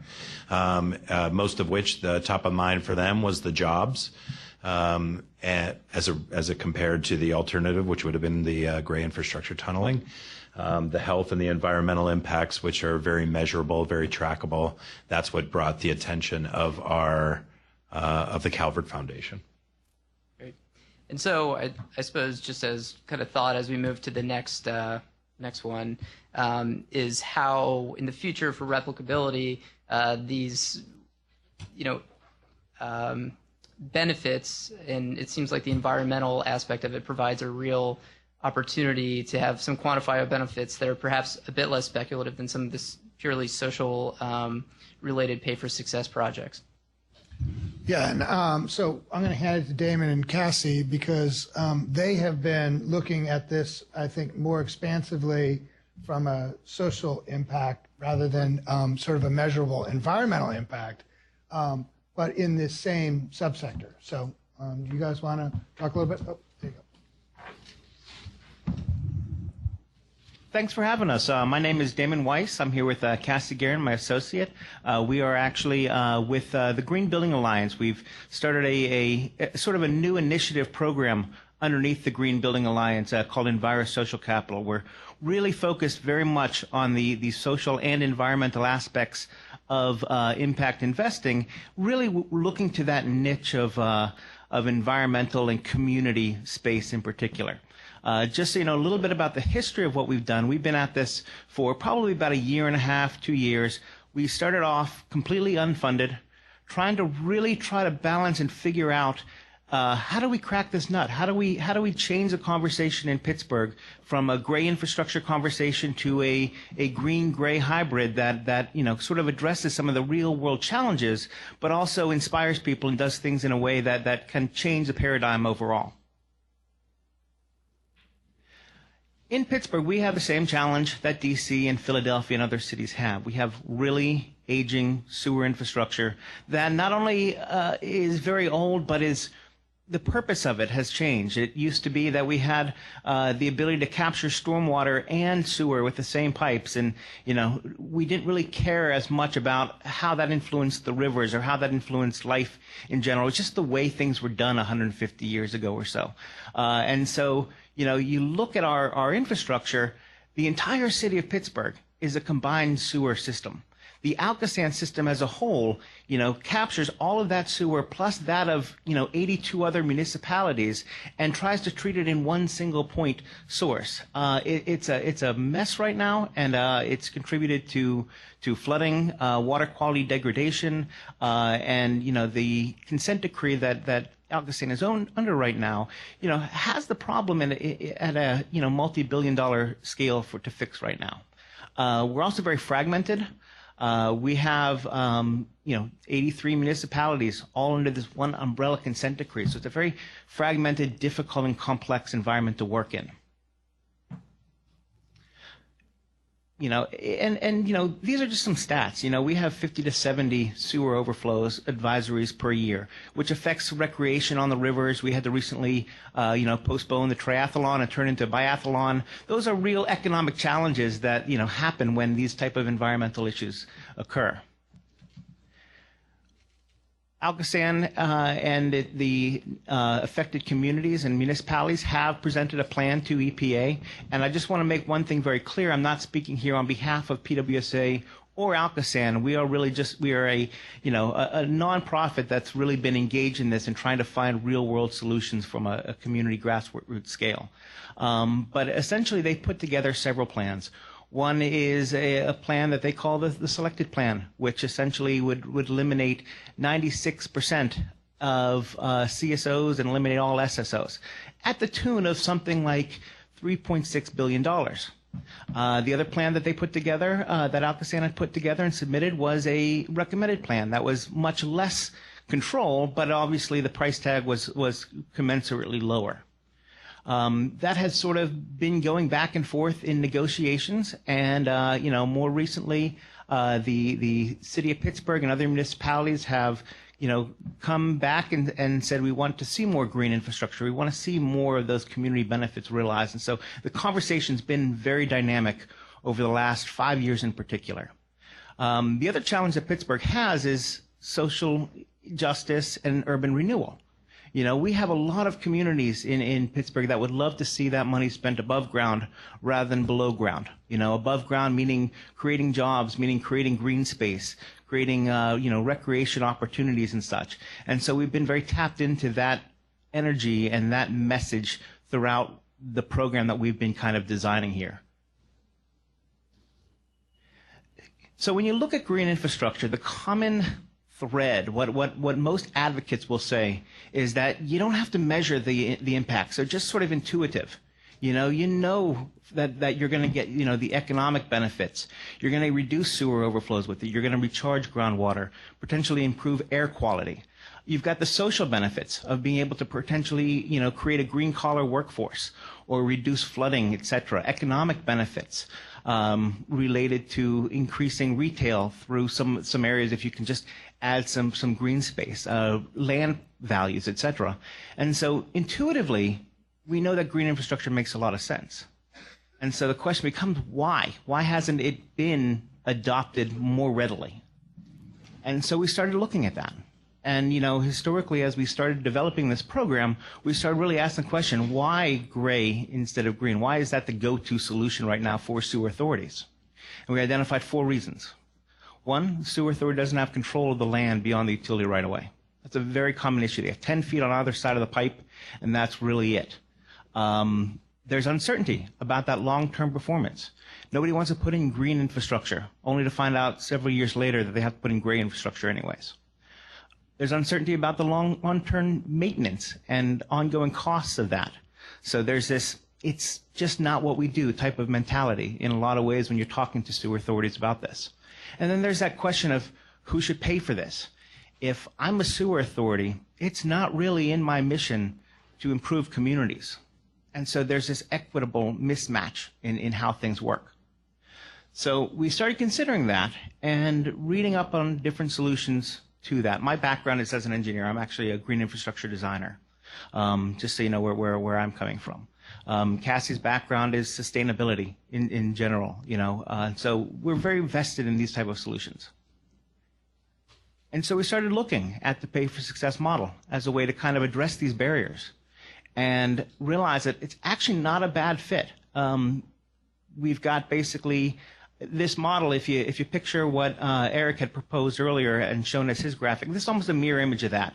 We have basically on the left side it's actually a public-private partnership that we would propose as a solution here that is essentially funded by investor capital and then measured to specific goals on a pay-for-success type of mechanism.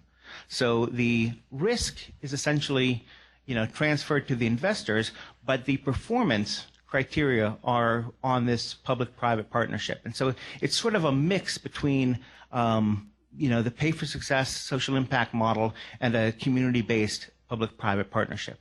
So you're really trying to take out the elements that cause problems for the sewer authority and put them in the hands of a group that's responsible for that performance-based contract.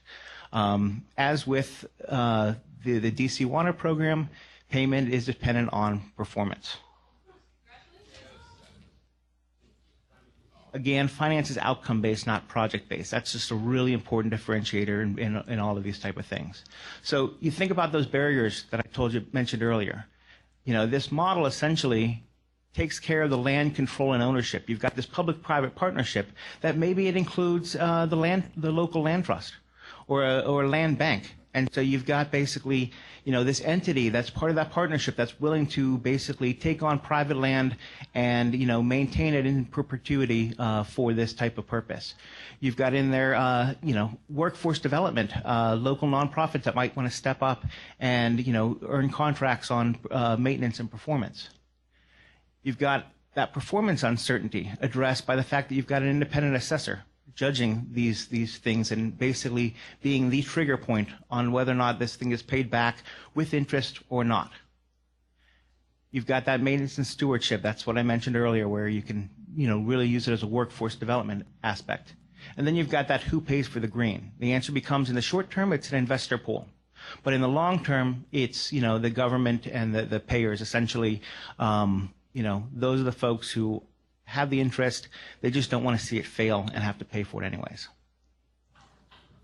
So going through this, what we found was most challenging about our scenario was how fragmented and how difficult it was. We didn't really come at this with, buy-in from the top. We've really, this is definitely one of those ideas that started off in somebody's garage and built up from there.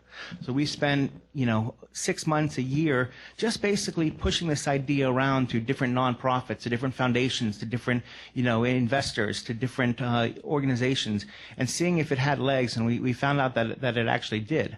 But we realized that in order to really make an attractive ROI and to really make an attractive, model, essentially, that we needed to look at multiple payers, multiple benefits. And it's not a given that it has to work out this way. Eric's teams demonstrated that you can do it with just one payer, but we were really intrigued in this idea of monetizing the secondary social and environmental benefits. So when you look at the sewer authority and you put them in that payer slot of the model, you see that their outcomes are to reduce the wet weather flows, but also maybe to reduce treatment plant energy. There's a lot of electricity that's used to pump from a deep tunnel up to a treatment plant. Can we reduce short-term and long-term maintenance costs, et cetera, things like that. Potable water is not really as big an issue around here because we're not, Arizona or something. But, these are all potentially outcomes that somebody might be looking to pay for. If you layer on top of that your city, your county, your local government, they have a whole different set of outcomes that they're interested in related to green infrastructure.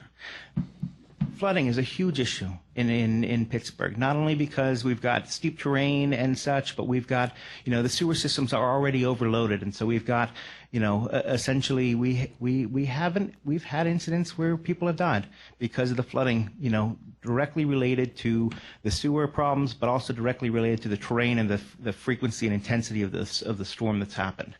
We have that need for property value. A lot of folks are looking to green infrastructure as sort of a way to kind of create, equity and opportunity in some of our disadvantaged communities. You have the opportunity to create, low barrier to entry jobs, to maintain this or to construct these things. You've got just the general well-being of walking down a street that's been beautified, and you've got, sort of that signal. When you build something in the public right of way that is beautiful and green, it's a signal that there's development opportunity here for that community. So we're looking at that as sort of an opportunity, and that workforce development piece, that's a huge one. And so we don't see all of these things necessarily being paid for success, but any one of them could. And anytime you bring in a secondary payer, you essentially offset the costs that the sewer authorities have to, the sewer authorities are the ones who are under the consent decree, but all of these things essentially tip the balance more towards a green solution than a gray solution. So we're very intrigued by all of those things. And these type of propositions really fit well into what Pittsburgh's already doing. We've got a P4 initiative that really is focusing on people, planet, performance, and essentially creates a series of metrics, which are very pay for success like, but without the financing right now, that really make sure that any development that happens in Pittsburgh going forward has these things already built into them. Businesses and industries. they have a place in this model as well. Now, there's always a disadvantage of making something too complex, but we're here to sell an idea and here to sell a vision and how things could work. Anytime you reduce flooding to a business area, you create value. Is there an opportunity, therefore, to look at flood insurance and reduce premiums to local businesses because you've created a solution that addresses their primary need? Carbon footprint. I don't think that we're quite ready on prime time for that one, but certainly if you reduce the treatment plant costs, you reduce carbon outputs, and if we had some kind of a carbon tax, that might be something you could quantify and monetize.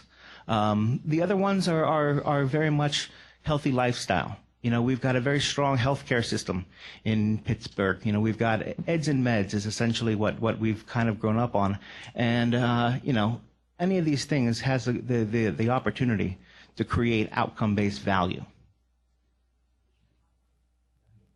Foundations are an interesting one too. If you really think about the foundations, they're in the grant-making business. They are in the business of making people's lives better, and doing so for very charitable reasons. But they also have programs like their MRIs and their PRI that are completely underutilized right now. And so there are opportunities to bring them in as investors. They don't want to necessarily, they necessarily want to see their money go out unaccounted for, and so there's this increased need for accountability, metrics, and measurement. So we see them, not only in that role, but in several other potential roles in these type of models. So just a quick summary, we've been looking at this as something that's both good for investors and for the community. I'll echo what Eric said about this being a, millennial opportunity. Yes, there's a large amount of transfer wealth. It's like a $30 trillion market globally, $6 trillion, in the U.S., something like that. I think the numbers that we had read. And just from a community perspective, there's long been this need to quantify and monetize secondary environmental and social benefits. And this model just sort of provides a framework for how that could work. So most recently, I'll share a slide here from, Pittsburgh Water and Sewer Authority's recent City Council presentation regarding flooding and the consent decree. This has been a long time in the making, and it's not really so much of an announcement as sort of a direction that fits really well with what we're doing. Pittsburgh Water and Sewer Authority has been working with the city for about a year now to really test out the feasibility internally of integrating green infrastructure into their consent decree and their sewer rehabilitation plans. What came out of the city council meeting about a week and a half ago was that there are definitely signs that Pittsburgh would like to go forward with something along the lines of $100 to $200 million worth of green infrastructure investment throughout the city. There are a number of communities that are very much primed for this, both in terms of redevelopment needs and sewer overflows. Our organization has been in frequent contact with Pittsburgh Water and Sewer Authority with the hopes of adding this pay for success model as one of the tools that they're evaluating for financing this. Nothing's solidified, nothing's in the works. We're just in, some good conversations with them right now. And, we're quite frankly excited about the prospects. This is another slide from that same presentation that the city put together. They've done some internal triple line bottom benefits analysis, and they put the benefits anywhere from 428 to 850 million in opportunity. And you can kind of see the breakdown there of how they have quantified those values. What I see the pay for success model as being an overlay onto this. How do we now take these goals, these 50-year life cycle goals, and put a value to them, put a dollar to them, and line up the investors for those things? To that end, we are planning as part of our initiative to take some of the financing that we've gotten to look at this and plan sort of what I'll call a green infrastructure financing summit in Southwest Pennsylvania. We're looking at potentially early first quarter 2017 as a target date for those things, but really get a group of people together who have already been involved in this green infrastructure initiative. Sewer authorities, municipalities, local leaders, etc., and get them in the same room with investors, regulators, and others to really see if we can figure out how these things work and build up almost the momentum for, a longer term vision of sort of I'll call it environmental water fund. There's an opportunity for a regional impact fund around water-based solutions that's out there. It doesn't only have to involve CSO reduction, but reduction of pollutants to streams, which is one of the municipalities' requirements under MS4, addressing TMDLs, and essentially using environmental issues as a impetus for building better, stronger communities. All of this aligns very well with EPA's initiatives on community-based public-private partnerships, and we're very likely going to be working with EPA to put that program together. That's really what I've got. Thank you. Okay, so we're going to open this up for questions, and because sometimes the people who email their questions in don't get in ahead of the other ones who are in the room, I will read one question that we got in by email already. This is really for Eric and Jose. Did EPA accept the Rock Creek Green infrastructure solution that DC Water proposed for purposes of consent decree compliance? Yeah, so the consent decree, here's the storyline on the consent decree in Washington, D.C. The D.C. Water's consent decree was set to expire on 2025. The initial agreement was mostly around gray infrastructure. The gray infrastructure, the 3 tunnels, would essentially solve about 94% of the CSO challenge. That was 9 years ago. And then over the course of that 9-year period, the evidence that undergirds the efficacy of and the science behind green infrastructure really started to mature. DC Water's appetite to explore green infrastructure started to grow, as did the EPA's.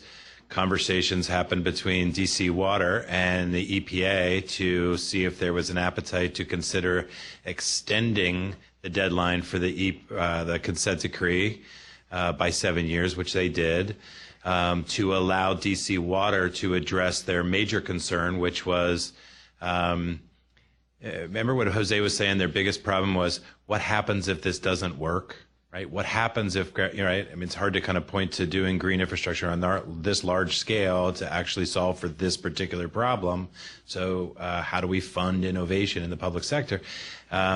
It was by extending that consent decree by 7 years to 2032, it gave DC Water enough time to actually plan for some green infrastructure, go through the process for the pay for success stuff at least, and then figure out, and then if it didn't work, then they would have enough time to build the tunnels and not go to jail. So I think that might answer the second question, which is, had the infrastructure solution been implemented and proven successful before? I guess the answer is not enough to be able to avoid the need to have an extension period to fix it if it didn't. Yeah, the extension of the consent decree had nothing to do with the pay for success element. Does that make sense? It was really just a joint appetite amongst the EPA and DC Water to say, we would like to really have some room to explore green infrastructure as a part of our response to the consent decree. Okay, so we'll start with the audience. I bet you we have questions too, but we'll start with you. Yeah, thank you. I wanted to ask another question of Quantified Ventures regarding the evaluation, science and monitoring. Really wondering how much that cost and who paid for it, both for the work you had to do to make the case to your investors, and then also the work that's going to need to be done to release the contingency payment. So let me repeat the question for the benefit of people who aren't here in the room. The question was, who is really paying for the monitoring and who paid for the science and development of the monitoring mechanics, right? Is that a fair way? So at the evaluation model itself is to put the flow meters in the sewers, as Jose was describing, gather that baseline for 1 year. They're in there now.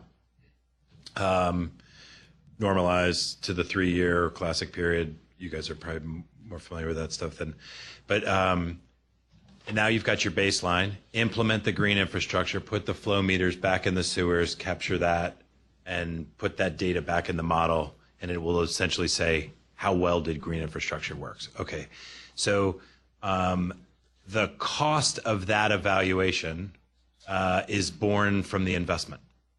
And I think that's one of the things that we like about social impact bonds. Remember I was saying, like everybody wants rigorous evaluation. It gets paid for out of the evaluation as a cost of the intervention. And that's pretty standard across social impact bonds practices across all the sectors that we work in. And then who does the evaluation? It was DC Water that issued the contract to a third-party engineer who did that design. That design work had to be accepted by the two bond, by Calvert Foundation and Goldman Sachs, and everybody had to agree with that evaluation model, which they did. Just to follow up, the work up front to make the case to the investors, you had mentioned that you use modeling to demonstrate that the $25 million will be sufficient to generate this return. So that science, as well as the actual validation effort that you just spoke to. Yeah, and in addition to everything you just said, there's a lot of, we did the lit reviews and the gathering of all the evidence that there's a lot of research that says green infrastructure is totally going to work, right? And so by aggregating that and presenting that to investors in a clear and digestible manner, they've got rigorous due diligence teams who devour that information and come up with their own opinions. And we were pretty confident that we'd get over that, and we did get over that. Yeah, speaking to that data as well, how do you bundle the risk of potentially having an off year of a dry season or monitoring mishaps into the return on investment to the investor? Potentially get data that is abnormal to the year and might not reflect how it's going. So the question was, how does DC Water manage evaluation risk? That there may be very atypical weather conditions or whatever during the test period. And I guess, Eric, this would be, this also kind of goes to, there's a 5-year hard put on these bonds. What if you don't have good data at 5 years? Yeah, so if you remember, when I was describing the baselining and the normalization, I effectively called it the cartoon version. The less cartoon version is that they effectively chose 3 continuous years in the early 90s that represented the range of different kind of rainfall that DC can see. So you had a dry year, a wet year, and kind of your average somewhere in the middle year.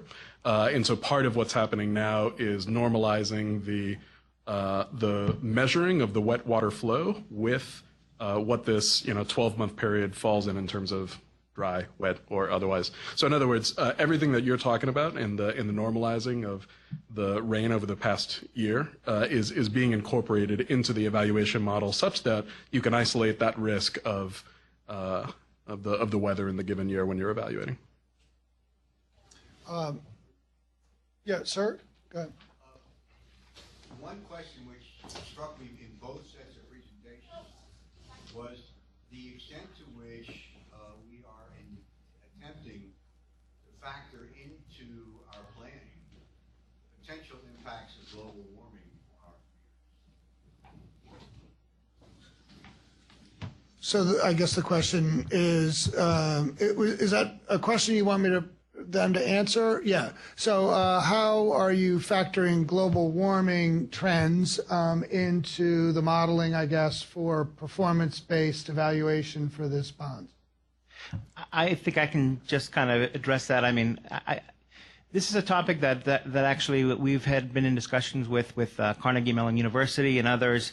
You know, there's this problem that we have in engineering where all of our standards are based off of, 10, 20-year-old regulations. The design of our sewer systems, the design of rainfall events, they don't reflect what the models and sciences are saying that's going to be 20, 30 years down the future when we get to the end of our design life on these projects. So I think from my perspective, it's something that we're willing to bring into the discussions. Right now, we're still in the baby step phase of getting, looking at the pay for success model in general, but I definitely think that's something that should be accounted for or at least acknowledged during those conversations. Yeah, please. And Jose, go ahead, Cassie. Oh, I was just going to add on that idea of global warming. When you have more green spaces, then you're also reducing some of the effects of global warming, such as the urban heat island effect. So you have more green instead of asphalt. That's going to reduce the temperature a bit. When you have more green space, that's soaking up the stormwater overflows or flooding, which could be a result of global warming.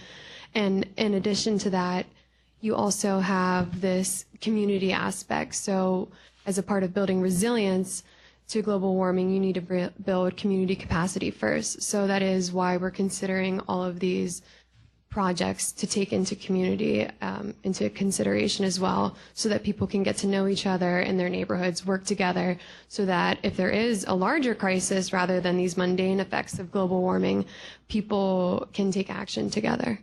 It's actually interesting. On the subject of global warming, I think kind of just sitting here listening to this, it strikes me that a far distant cousin from the pay for success model are catastrophe bonds, which entities like MTA, for example, have issued in the event of a Hurricane Sandy-like catastrophe, which have a contingent payout. And so in both cases, you see a major environmental consequence, asking investors to price risk of climate-related events in the financial return. It's kind of an interesting connection. Well, and also I would say Eric and Damon both kind of touched on this in different ways. When you think about making public infrastructure more resilient, and you think about the investor class for that, the first door you open is the insurance companies, right? And I in some of your discussions about who might be out there looking to invest in this, the insurance companies sit on a lot of money. They have a lot of long-dated obligations that they need to match with long-dated assets. And effectively, they're going to pay for it one way or the other over enough time, right? Or pay for it more than once over time. So, Brian? Okay. I just wonder about the appropriate setting of a performance metric. It seems like there's a conflict there between the investor who'd like to see very low threshold for performance, right, if they get their money back, and the payer who would like to see a relatively high threshold. So, since there's no real market, how do you figure out what the right performance metric is? So the question for people who aren't here, how do you blend the competing demands where the investors would want low thresholds for proven performance and the payor might want higher performance, the debt payer? I can maybe speak to that on just how we addressed it on this particular one. Both our investors and DC Water both want the higher than expected return. And I'll tell you why. First of all, in the investor end, it's easy. They make more money, meaning everybody's betting on the efficacy of how well green infrastructure works, as predicted, right? The models say it's going to work this well. This is where the investor gets a higher return if it outperforms the as expected. Why does DC Water want that? Because under their consent decree, they have to build 300 acres of green infrastructure. This project that we funded using the pay for success model is about 20 acres. And the output, the evidence, the results the outcomes of this, if you call it just a demonstration project, will actually tell DC Water how much green infrastructure they actually have to produce. Did these two types that we used in this particular soil composition with this particular slope and this kind of gradation and this kind of climate, was that the right side? Does that make sense? Understanding all of that will tell them possibly, no, it worked twice as well that our models suggest, in which case going forward, we have to build half as much in order to meet our obligations to the EPA as a part of the consent decree. So everybody in our deal wants that top outcome, but everybody predicts the middle one. So I think one of your core tenets was the payers, so affiliates, PWD, Alcosan, DC Water, they have to pay for this. What do you do when you go to a more suburban area in York County or Chesapeake Bay watershed that doesn't have that, the back of the EPA consent order over them, and they have a lot of pushback against stormwater taxes, essentially. So maybe it's more of a sediment and nitrogen or phosphorus issue that they have in a more suburban context. But does the pay for success model fit in those areas until they get a stormwater tax or some kind of? So for the people who aren't here, the question was effectively, can you scale down this program for smaller communities and who may have a slightly different matrix of social outcomes or financial or environmental outcomes that they're trying to achieve? And they're kind of fighting for grants with every other MS4 community within their county or their part of the state. Who are competing for same limited dollars? So the science on this one is not as clear, but honestly, the way we've been looking at it is that a TMDL or nutrient limits as part of an MS4 program are just another flavor of a consent decree in a lot of ways. So it's this municipal burden that commits those municipalities to or counties to some kind of an expenditure, and there is risk there that could be transferred to investors through a pay for success mechanism. I think you get into more of the questions of the feasibility of the financing on it. Certainly when you look at DC Water, you look at Alcosan or PWSA, we're talking about big numbers here. The numbers in some of the more agricultural or suburban communities are not as clear, but I think if you look at where the MS4 program is going, 2018 is potentially going to be a fairly transformative year in requiring municipalities to have more of a quantifiable impact on streams. We're hearing that from various conservation districts and various municipalities that they're worried about those things. And with the pay for success model, you basically unlock a chest of capital that is really not being used right now for these type of things. So it opens up a lot more opportunity. Well, they're big entities, but they're also creditworthy entities. DC Water, for example, is a AA rating. So a lot of the criticism of pay for success is that you're running through this, complicated mousetrap and producing an outcome that government would otherwise provide at a very expensive cost because it has so many iterations to it. The flip side of that is if you don't have a strong creditworthy entity on the backside, how does the structure work? Can it work? And I think that's a question to be determined.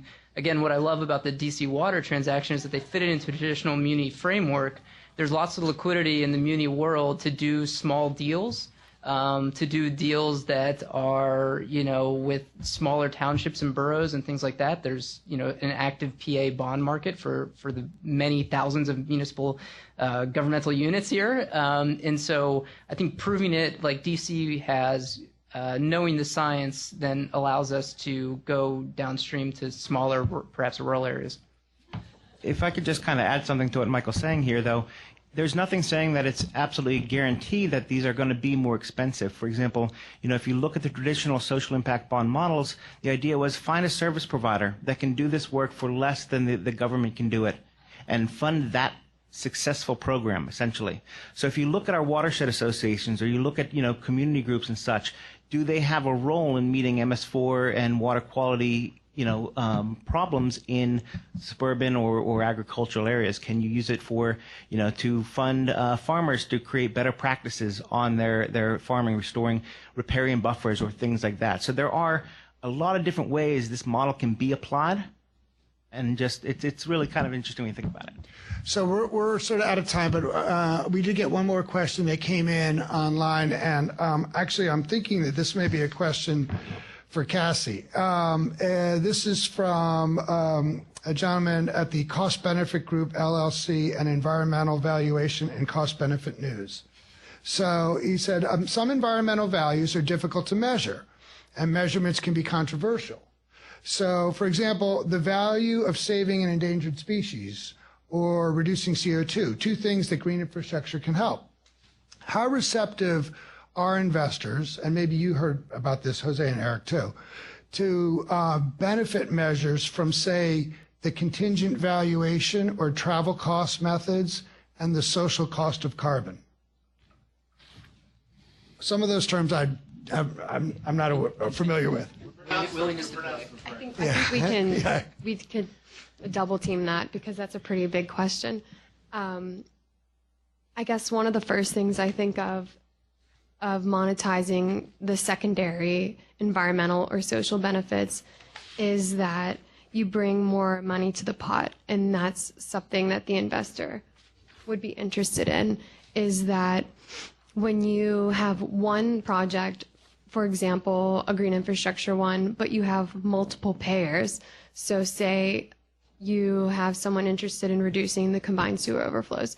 That's the sewer authority. But then you have someone like the city interested in producing green jobs. That's another payer. Then you have someone interested in improving air quality. That's the healthcare providers. And then you have the foundations interested in recreation activity. So if you have another one where maybe it's a conservation district that's interested in protecting a certain species that's in the river or the Chesapeake Bay, that's an additional payer. So how the investor would be interested in that specific metric is that it's one more payer coming to the same project. So they would have a better chance of having a higher ROI or return on their investment when there's 5 payers coming to one project in that pot of money. I'd like to take a different angle on the question. Effectively, for this model to work, what you need is a payer to be willing to say, it is worth it. It is worth $5 for me to see this outcome occur. I think in Pay for Success 1.0, you're saying it is worth $5 for me for that outcome because I saved $6. Right now, a lot of the economics is repayment based on cost savings. I think our hope for where the space is going is we are moving away from the cost savings element. And what you need, I think there was an endangered species example used there. You need a payer who is effectively willing to say, I am willing to pay $100 million if we are able to prevent the extinction of this species, right? And then you have something for an investor to say, oh, okay, you need $50 million of my upfront capital, and I know that it's going to fund this intervention, which is going to prevent the extinction of that species. If we can get to the point where we are not relying on cost savings to fund some of these outcomes, I think it really broadens up the application of Pay for Success. We're still in a cost savings focused Pay for Success model, but if you can find foundations or wealthy individuals who are willing to say, I am willing to buy these outcomes that are important to me, you unlock a whole lot of options that aren't there right now. All right, thank you very much. Yes, thank you. Wonderful panel. The final panel. So we can keep on time as well as we can.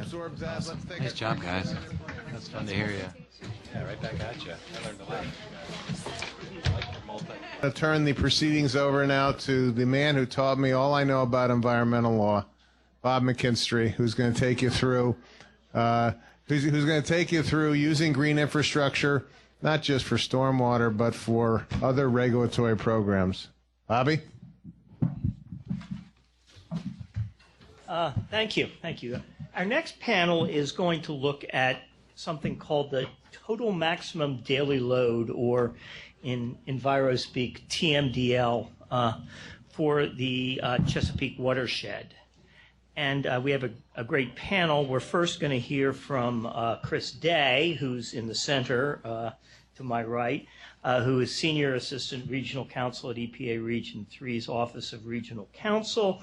And he focuses primarily on the Clean Water Act, so has been intimately involved in the development of the TMDL for the Chesapeake Bay, which is part of the effort to save the bay, and its implementation. He's also been assistant U.S. attorney and earned his JD from Temple and his undergraduate degree from Haverford. We'll also hear then from two Ballard attorneys, Steve Johnson, who's immediately to my right, and Steve was the former principal counsel for the Maryland Department of the Environment, where he was really the chief legal officer in Maryland's equivalent of the Pennsylvania Department of Environmental Protection. It's the chief environmental agency, which obviously encompasses a large part of the Chesapeake, and he was involved in all of the programs, including the implementation of the Chesapeake TMDL and its development. And to the far right is Darren Lauder, who's a partner with Ballard Spahr in our DC office, and his practice focuses primarily on energy project finance. And he actually, as his first year as a first-year associate, worked on a project that I very lightly supervised on surveying all of the nutrient trading programs in the Chesapeake watershed, and has since worked on a number of innovative products that in renewable energy and other methods. And he's actually going to talk about a very innovative project that he worked on financing to really create money from removing nutrients. Now, the TMDL program, for those of you who don't know, is a project that a part of the Clean Water Act, which was not implemented. The primary initial emphasis was to meet what are called technology-based standards. But in the original 1972 Clean Water Act amendments, Congress said, okay, well, if, water quality standards where you discharge immediately into the water and technology-based standards still don't make the water fishable, swimmable, and drinkable, that we are going to create a total maximum daily load for those waters.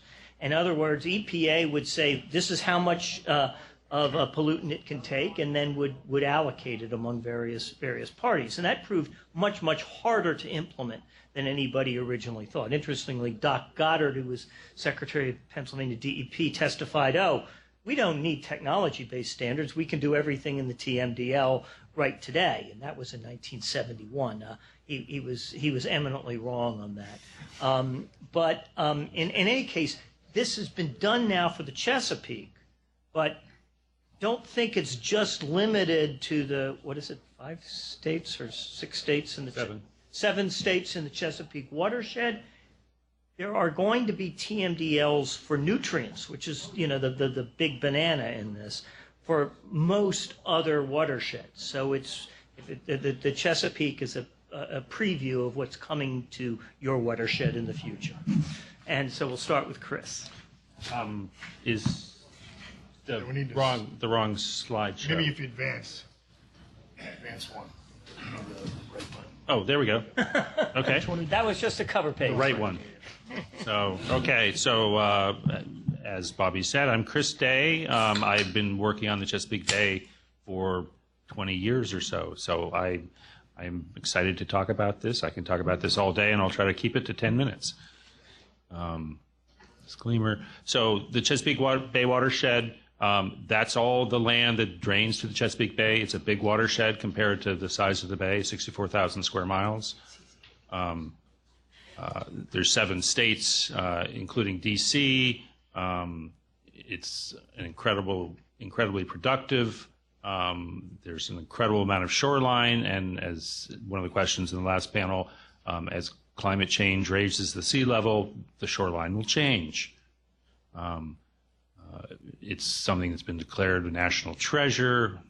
Many plants, animals, and I think the last count is actually up to 18 million people. This is a growing population of humans, which is difficult to keep up with. What's the problem? The problem that the Chesapeake Bay TMDL is addressing is the tidal bay water quality, and it's the effects of excess nutrients and sediment on the living resources of the bay. So it's really focused on aquatic life. It fuels algae blooms, blocks sunlight, it depletes oxygen in the water. It's a complex ecosystem. The sediments obviously can smother the underwater bay grasses, which are the kind of nurseries and laboratories for all the fish and crabs to propagate. So Bobby talked a little bit about water quality standards and TMDLs. I'll just give you some real basic definitions. Water quality standards are those beneficial uses for the water body, like aquatic life use or fishing, recreational use. The Clean Water Act specifies some minimum goals, usually described as fishable, swimmable. The TMDL program, it's part of the same part of the statute that water quality standards come from.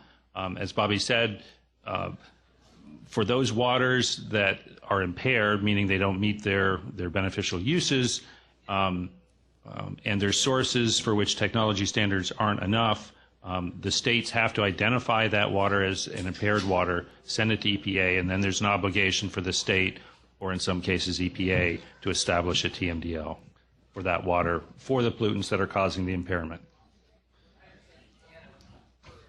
So, skipping ahead 10 years from when we started this effort, EPA was asked by the 7 states to do the TMDL, partly because it's interstate water, and they wanted to harmonize the process, and partly because in the Chesapeake Bay there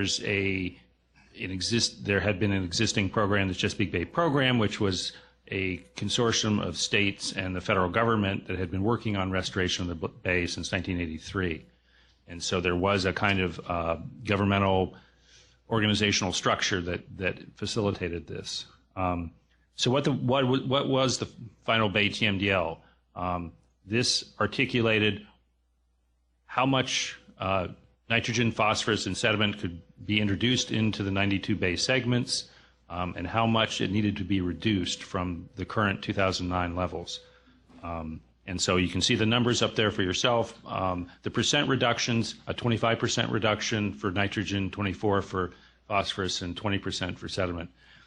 The other thing that a Bay TMDL does, besides calculate the kind of assimilative capacity load, is it divides it up into sources and who gets what slice of the pie. There was a very complex discussion and kind of equitable principles that EPA used to divide that up. And it was done by the major state river basins, so Pennsylvania Susquehanna, New York Susquehanna, along those lines. And then to the source sectors. So for Pennsylvania, there were allocations to agricultural, regulated, agricultural, non-regulated, agricultural, other, I guess, and stormwater. We also had individual wastewater allocations to almost 500 NPDES permit holders. There was also these sector allocations that covered the regulated MS4 communities that had permits. So it was a fairly comprehensive approach, but we did not have individual allocations for farms or for playgrounds or any of the other mischaracterizations that have been made. We were immediately challenged by a number of regulated and unregulated sources. American Farm Bureau led the charge, National Home Builders Association. After 2 years, in summary judgment briefing, we won in the district court, and you can read the decision. That was then appealed to the Third Circuit, We had a unanimous panel that also upheld up that challenge. It was then appealed to the Supreme Court. The Supreme Court denied cert this last February, and we were very pleased. There was also another lawsuit early on by some environmental groups, Food and Water Watch, Friends of the Earth, that challenged trading portions of the Bay TMDL. We got the case dismissed on a motion to dismiss based on the fact that the Bay TMDL doesn't have a trading provision that the courts could adjudicate. So just because we did the TMDL doesn't automatically establish the baseline for all these sectors, particularly for the non-point sources or for the sources that are part of these gross allocations. And the implementation framework for the Bay TMDL is really dependent on the state's watershed implementation plans. And the goal that the partnership identified and that EPA discusses in the TMDL is to have all pollution controls in place by 2025 that will result in water quality standards, and the practices in place to achieve 60% of those reductions by 2017. As you may know, we probably will not meet the 60% by 2017, and we can get into that later. So a watershed implementation plan is the state's plan of how the state wants to implement the Bay TMDL allocations. And because we had worked with the states in setting up the Bay TMDL allocations, part of that review by EPA was whether EPA thought the state had a chance to implement and actually achieve the commitments that they made. So for agriculture, this many thousand acres of BMPs on these kinds of agricultural practices. For wastewater treatment plants, you'll put these permit limits in this number of permits. And the WIP is composed of both an input deck of practices, which is fed into the computer modeling system of the Chesapeake Bay program, and a narrow description and commitment that the state would use to put in those practices. And this is all by kind of way of background for this conference for green infrastructure, is kind of setting a baseline by which green infrastructure can play an important role. There's another piece of the implementation, the 2-year milestones, which is similar to a WIP, but it's in 2-year increments so that you can better measure it. These are EPA's definitions of what we generally look at in green infrastructure. As I think probably other folks have said, we generally look at it as a wet weather impact. The Bay TMDL does discuss trading and offsets, and I do want to focus on that just for a few minutes. What we mean by offset is a reduction in the pollutant loading from the source or sources that are used to compensate for the loading of a pollutant from a different point or non-point source. And so this is tricky in water world and for nutrients, where you have a number of different river systems and different states and different kind of baselines in terms of how do you assess each of those terms. Offset is often used in terms of accounting for growth. So as we have these allocation schemes put up, populations keep growing, developments keep getting built. How are we going to account for those increases in loading from these new sources? And we look to the states to come up with an offset program to do that. A credit is that kind of unit of pollutant that has been certified and generated by a source, and some kind of neutral banker or credible banker can then buy and sell these things. EPA does support implementation of the TMDL through water quality trading programs. We have a number of kind of expectations and what we look for in terms of what's consistent with the Clean Water Act and some of our guidance documents. EPA is working on developing what we're calling technical memoranda which are in the nature of guidance, but they're not guidance documents. But they're intended to try to harmonize how the states approach this, and anticipating that there might be a question about interstate trading. So far, none of the Bay watershed jurisdictions have exhibited an interest in trading interstate. So each of the states that are developing trading programs are looking at the trading and offset programs within their jurisdiction.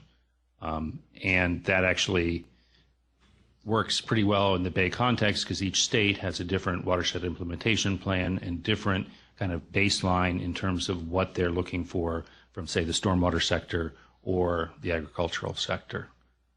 And I should mention that in addition to EPA working with the states on these programs, USDA has also had a major role.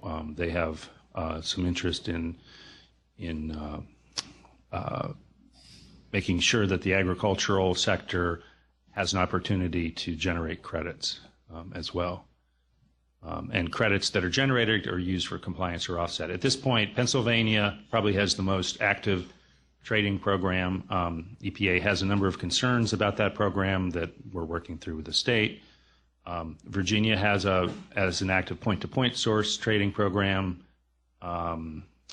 They do have technically a capacity to do non-point source to point source, but they haven't, to my knowledge, done that. Maryland is developing that. I think Steve's going to talk about that. And DC, I think you've heard some of the credit generation that's going on down in DC. And so they're developing that in context with their DC MS4 permit that EPA issues. And that's all the part I have, so I will turn it over to Steve.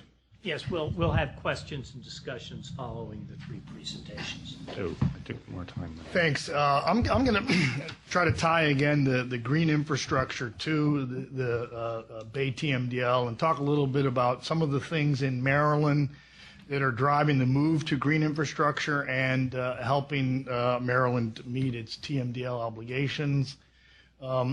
These are as I see them, the three main drivers for green infrastructure in Maryland. You have a stormwater management law, which are the requirements governing stormwater management for new development and redevelopment.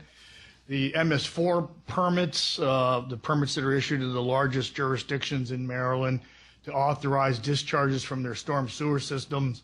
And then nutrient trading and accounting for growth that Chris just talked about, although those are two different things. I think they're linked for the purposes of this conference. The first one is the Stormwater Management Act of 2007. This is an acronym lover's dream. It requires ESD. Actually, did I jump?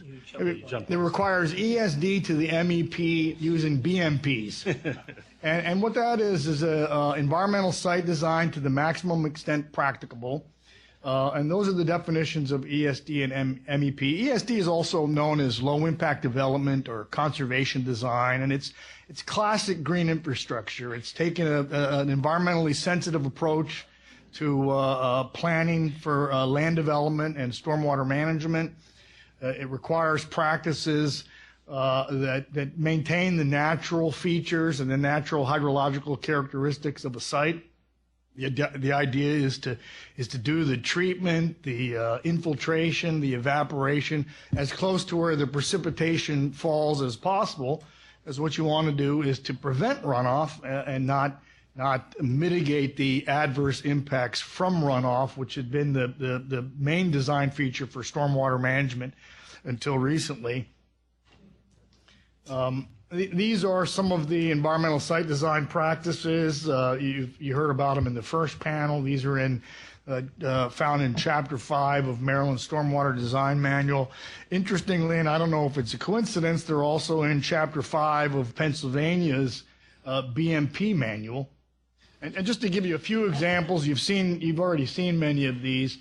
This is rooftop, non-rooftop disconnections, and I think you'll agree that the use of the arrows here really makes the slide because it helps you see the way the water flows in case you didn't know. This is a green roof, and this actually is the roof at the Maryland Department of the Environment. This is MDE is in an adaptive reuse building that was the Montgomery Ward's distribution center, micro-scale practices. And you can see these are things that can be done in any site with proper design. Rain gardens, small-scale filter, microbial retention.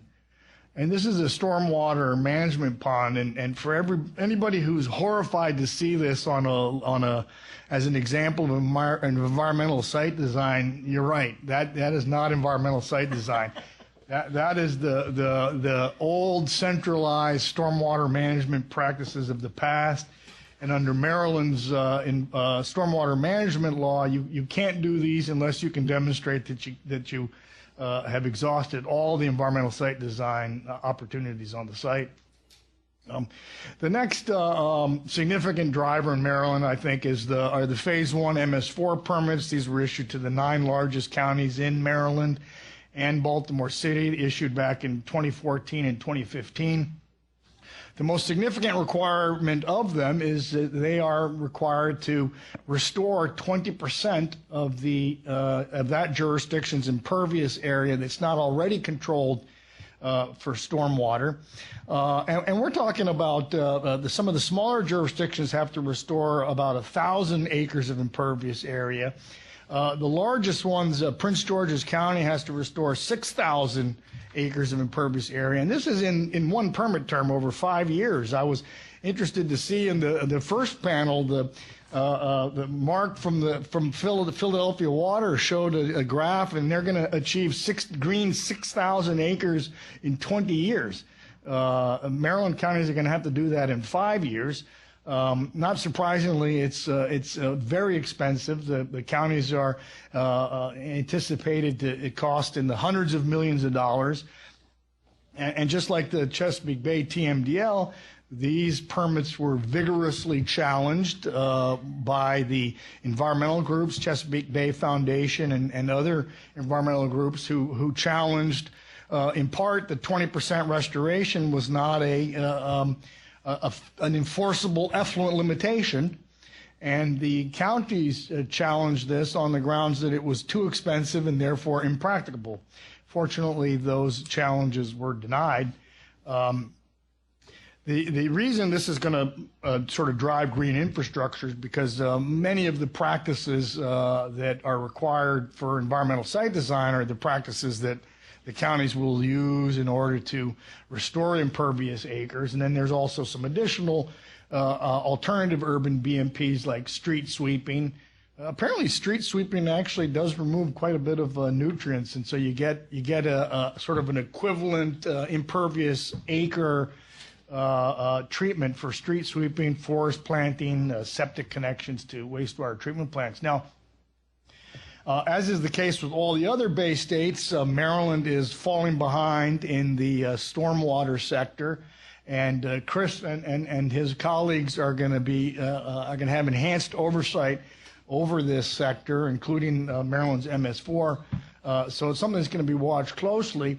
Already, all of the counties have said they're not going to be able to meet the requirements of the permit because it's too expensive and the time frames are too short. And so they're asking for opportunities to be able to buy credits and to trade.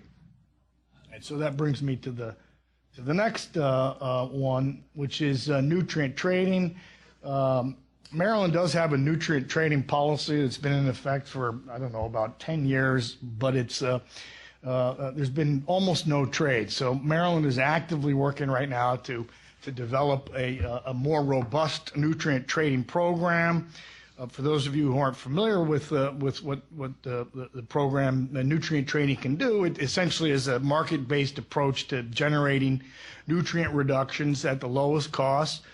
The idea is to provide an opportunity for farmers who can get reductions at the lowest cost to improve water quality and generate income through the sale of generated credits. And then it's also an opportunity for wastewater treatment plants and the MS4 jurisdictions to meet their nutrient reductions at significantly lower cost. And here's a graph that always strikes me. I hope you all can see that. It shows the average cost of reducing nitrogen per pound per year, and you can see the incredible range of costs. The far left is what we've been talking about mostly today, which is stormwater retrofits. Those are the most expensive way to get nitrogen reductions, on the order of $500 per pound of nitrogen reduction. Stormwater retrofits, that is the environmental site design on new developments, is still in the $90 per pound.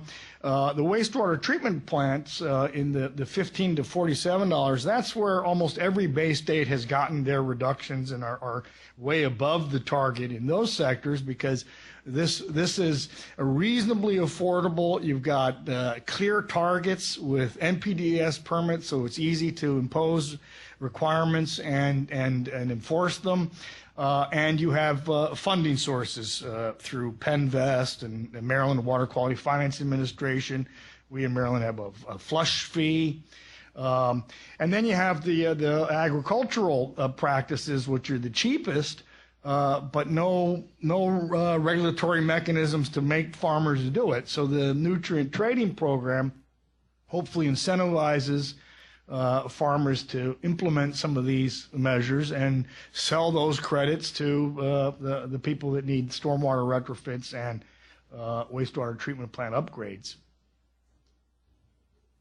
The next thing that is related that Chris had mentioned is accounting for growth. This is something that almost never gets very little mention.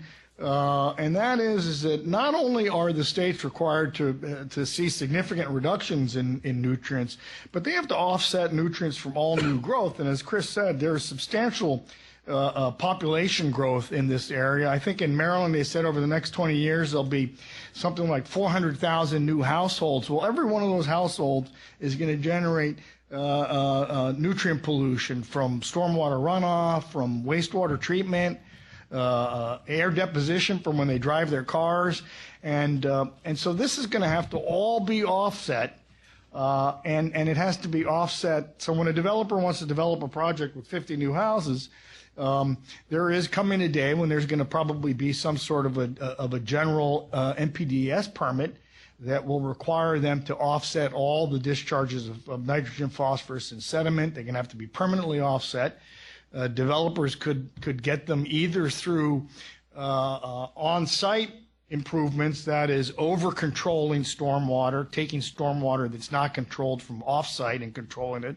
Might be a way to generate credits. But they're really going to need a source of credits, and that's why the nutrient trading program is going to be very important, because that will provide a source of credits to allow for future growth. And that's the end of my presentation. Yeah, our next, I'd like to say a couple words before Darren starts his presentation on monetizing the reductions. I mean, one of the key elements, one of the key elements is trying to figure out how to create an appropriate incentive program for projects that will actually remove nutrients, and particularly dealing with agriculture, which is largely unregulated and is exempted under most major environmental laws. And the problem we have in the Chesapeake is a problem we have in the Middle Atlantic generally. Basically, our agriculture is animal-based, and we use fossil fuels to generate fertilizer to grow corn in the Midwest, import the corn into here. The animals eat the corn, produce nutrients. And the usual process would be to put it onto the land. Now, even if we use green infrastructure and divert the nutrients in the water into the ground, many parts because of having too much nitrogen, there are many parts of Lancaster and Cumberland counties, for instance, which have high nitrate levels in the groundwater, which of course then flows into the bay and contributes to the contamination. So one of the keys is to figure out how to get these nutrients out and, if possible, back to the Midwest, or get them out altogether. Get them out altogether, which would be, for instance, wetlands mitigation. You can generate wetlands credits for wetland trading, and wetlands actually remove nitrogen in the soils. Darren has has an example of financing that he was involved in that does both. It promotes sustainability, generates credits, and gets the nitrogen and phosphate out of the system. Thanks, Bobby. It's fun to be on this panel with folks who think about big ideas and big issues and fascinating policies. And Bobby and Chris and Steve are great experts on the environmental issues, the federal policies and the state policies. I'm going to be touching a little bit more on financing infrastructure, so a specific project, and we'll look at a power generation project. I also wanted to point out that I am living evidence that sometimes you get to work on things that you did in grad school.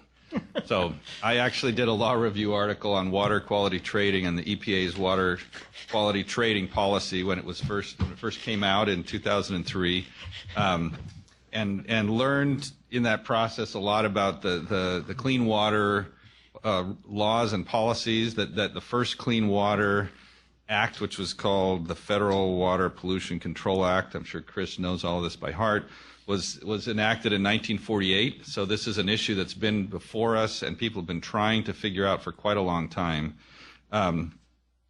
As Bobby pointed out, one of the challenges is this kind of large life cycle of the nutrients and the impact on water quality, and that a lot of the agricultural activity in the Chesapeake Bay watershed is related to animals.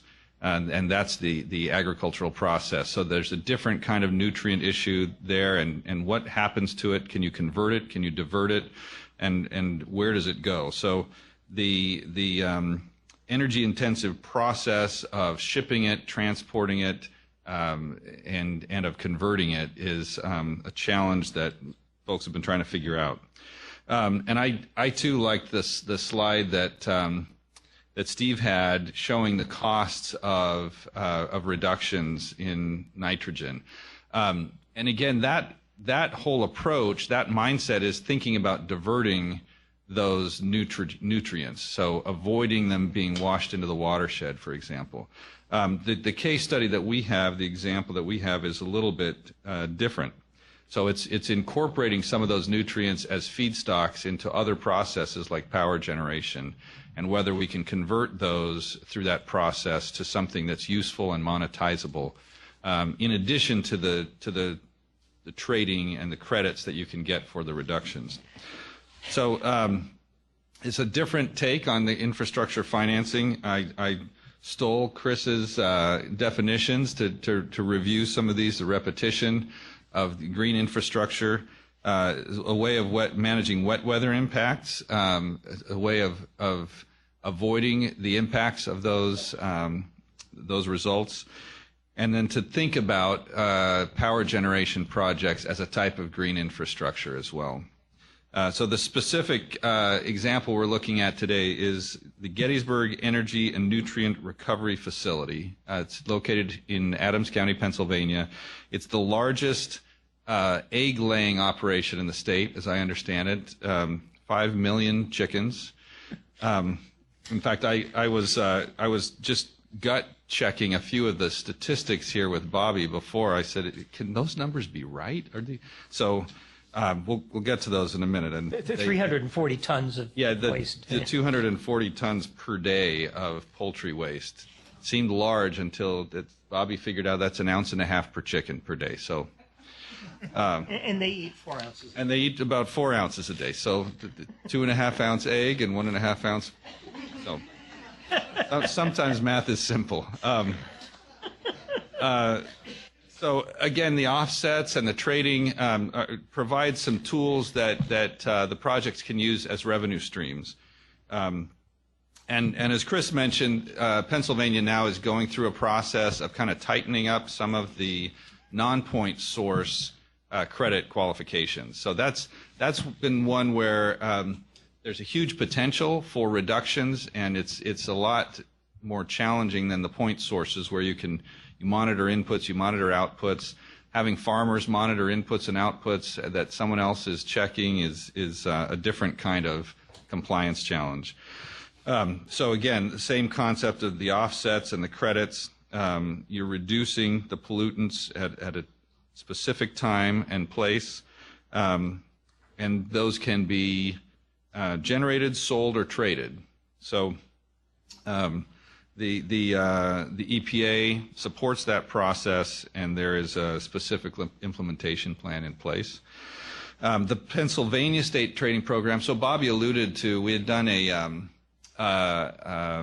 pro bono project looking at various trading programs throughout the watershed. And Pennsylvania's at the time, this was several years ago, Pennsylvania's at the time we determined was the most robust and the most likely to be able to be used for things like being monetized to finance other assets. So I was thrilled when several years later a project came to us and someone was looking to do some bridge financing based on tax credits, and they were using some of the stream of revenues.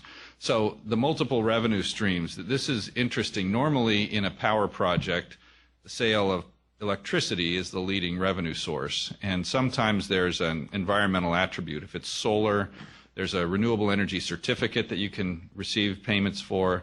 If you have a long-term contract for that, you can finance and borrow money based on both the energy output and the renewable energy certificates. In this case, the energy, and this is the project developer describes the energy as a byproduct of the process. So they do sell it, they receive revenue for it, but it's not the primary revenue that is really financing this project. So there is electricity. It's most of it is used on site. It's a 3 megawatt project, but they have more significant revenue streams from the other byproducts. So the mineral ingredients that can be used for fertilizers and potentially for organic animal feeds. I think that was still being tested, but that was one option. The nutrient trading credits, which were significant, and then tax benefits as well. And at the time this was done, it qualified for a tax credit that the stimulus program provided a grant that was equivalent to that credit. So it was a check from the Treasury, I believe for about 10% of the capital costs of the project. And that was our involvement in that effort, was looking at that as bridge financing. So they borrowed money against the receipt of that Treasury payment. So again, on the facility, 5 million layer hens, 240 tons of ELM, which is a lot nicer than saying egg lay or chicken manure or what you can imagine around the table it gets called. So that's per day, and electrical output of 3 megawatts, which is a significant on-site power generation facility. And then 35 tons a day of fertilizer or of products that can be used for fertilizer, soil amendment product, and potentially animal feed input. A number of technologies are used in that process. The first thing is to dry the manure, and then it's gasified. There's essentially like a boiler process, a turbine, heat recovery, steam turbine generator, the air-cooled condenser, flue glass, particulate filtration. So that's the pollution control, and each of those steps also helps to convert some of the feedstock into product that can then be sold. This is a great part of a picture that's a lot larger, just wouldn't fit. There's a mountain of this manure, which, again, one man's treasure. I just couldn't wrap my head around 240 tons a day. I just trying to picture this warehouse. So that's an ongoing process. And again, before they had the power generation facility, this was sold as manure. Again, with transportation costs, most of it would go into other areas of the watershed. So this is from the developer describing, I don't know if you can see all the numbers here or not very clearly, but the manure comes in the stream at the left. Then it's then dried. In that drying process, some things. I might just jump to the other. Let me jump to the other one, which has more detail. It's the same process, but a little more detail. So during the drying process, it removes water, and it also removes ammonia at that point. So the water then can be separated and recycled, free of the ammonia. Then it then goes through the gasification process, at which point there's ash as byproduct, which can also be recycled. And that generates the syngas, which is then burned, creating the energy. And the flue gas at the right end, you can see the NOx and the NH is nitrate? Ammonia. Thank you. That's why they're here. Of about 800 pounds a day. So that's what escapes. The other items are what's retained or recycled in the process. And the phosphate would go out in the bottom ash because that doesn't burn. And the ammonia that you recover from the drying, that's also recovered? And that's right. So yeah, the results of the credits, about 1/8 of the nitrogen credits come from the ammonia recovery process. 7/8 come from that gasification process that creates the ash. And then all of the phosphorus credits come from the gasification project. And just as an aside, part of the Bay TMDL calculation does include the air deposition, both the long, from out of state as well as kind of in state, and particularly from large animal operations, the ammonia has a pretty big impact on water quality in the immediate area. So that, again, as part of the conversion rather than diversion, there's then also about 30,000 tons of CO2 reduced in that process. So this, not very many of these have been financed and built. This was the first, as we understand it, the first manure technology reviewed by EPA, by EPA's Chesapeake Bay office. And this was a little bit unique. Some of the challenges that are still there were addressed through the financing structure. This project had access to a Penvest loan, a Commonwealth Financing Authority loan, a PETA, Pennsylvania Energy Development Authority grant, and then a commercial bank bridge loan against the federal credit or grant, in addition to regular cash equity, sponsor equity. So one of the challenges is the lack of a more regular, predictable trading market. So Chris mentioned that there's not a lot of interest in interstate trading of the water quality credits, which would enlarge that market and make it more tradable, more fluid, more liquid, more able to be financed against. So a commercial bank, and we see this with renewable energy certificates, a commercial bank is going to require a creditworthy offtake or a long-term offtake agreement for those credits and some certainty as to what that price will look like if you want to borrow money against it. So that stream has got to go out. We see with REC agreements 5 years contracts, so someone needs to be in that position. In this case, because you had some of the lenders kind of interested parties in this process, they were a little more accommodating of that uncertainty. I think that's one of the things that will have to be nailed down to get more commercial financing of projects like this. But again, because agriculture is the largest source of pollution to the Chesapeake Bay watershed, and again, as you looked at that chart of the costs of reductions, the cheapest 4 or 5 were all agriculture related. It's got huge potential to make those improvements cost efficiently, and the excess chicken manure applied is partly because, again, you have 240 tons. You're going to sell as much as you can. You're going to spread as much as you can, even if you don't need it. So those are all opportunities. And again, that some of the challenges as you're competing with other technologies that have decreasing cost curves that are pretty significant, solar and wind, where those costs are getting cheaper.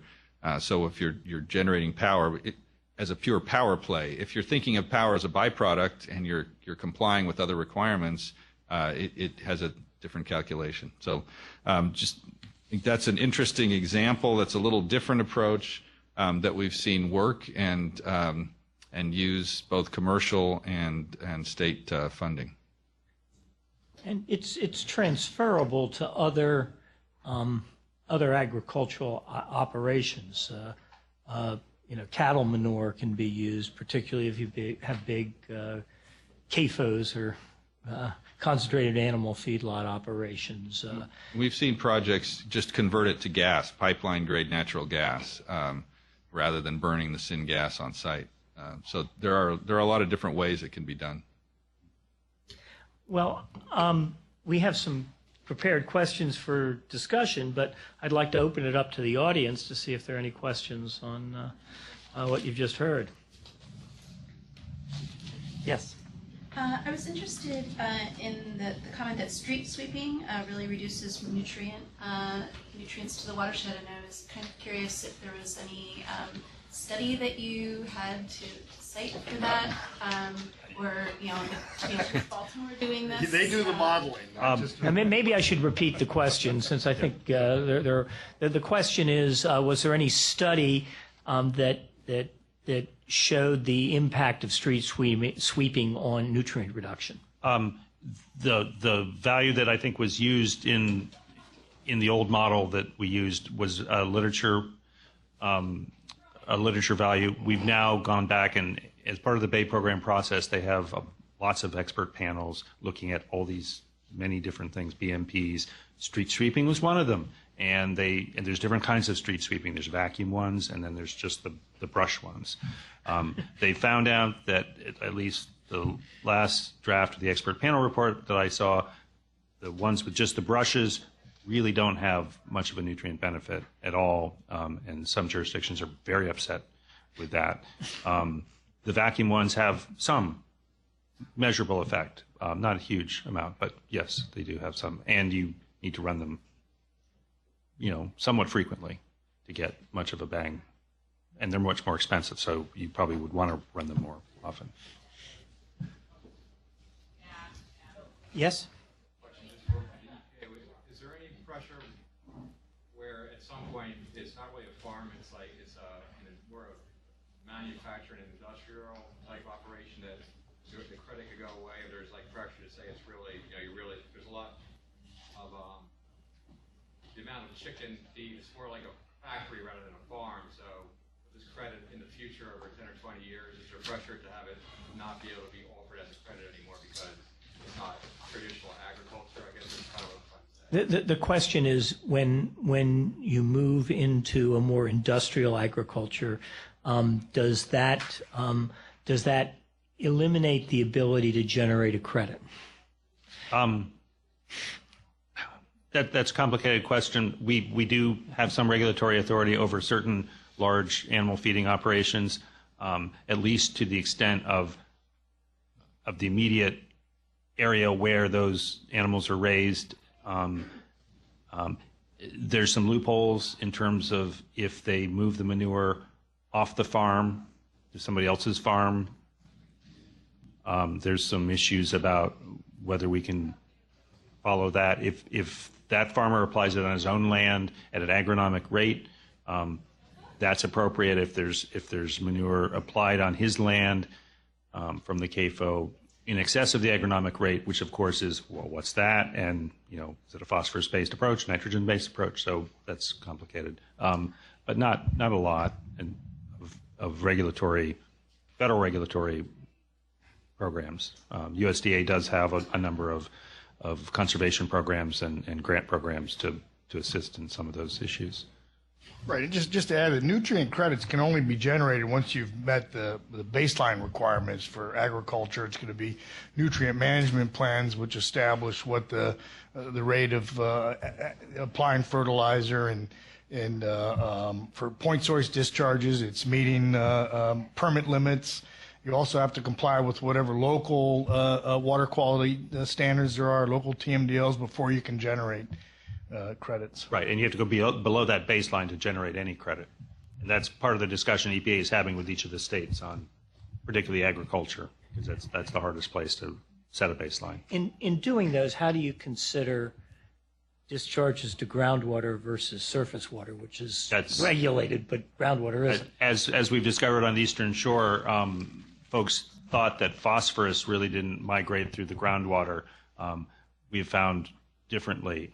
There is migration. It's much slower, but we have phosphorus-saturated groundwater now, and certainly nitrogen-saturated groundwater is pretty common around agricultural areas where they're doing a lot of land application of manure.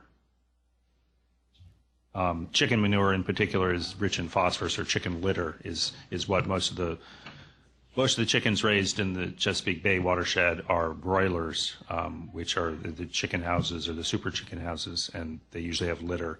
Egg layers that's a little different process that you worked with. Some of them are wet, some of them are dry. We have a question from one of the audiences not in this room. What is the selling price of a nutrient credit? It hasn't been set yet. Well, in Pennsylvania, there are prices that they offer it. As I understand it,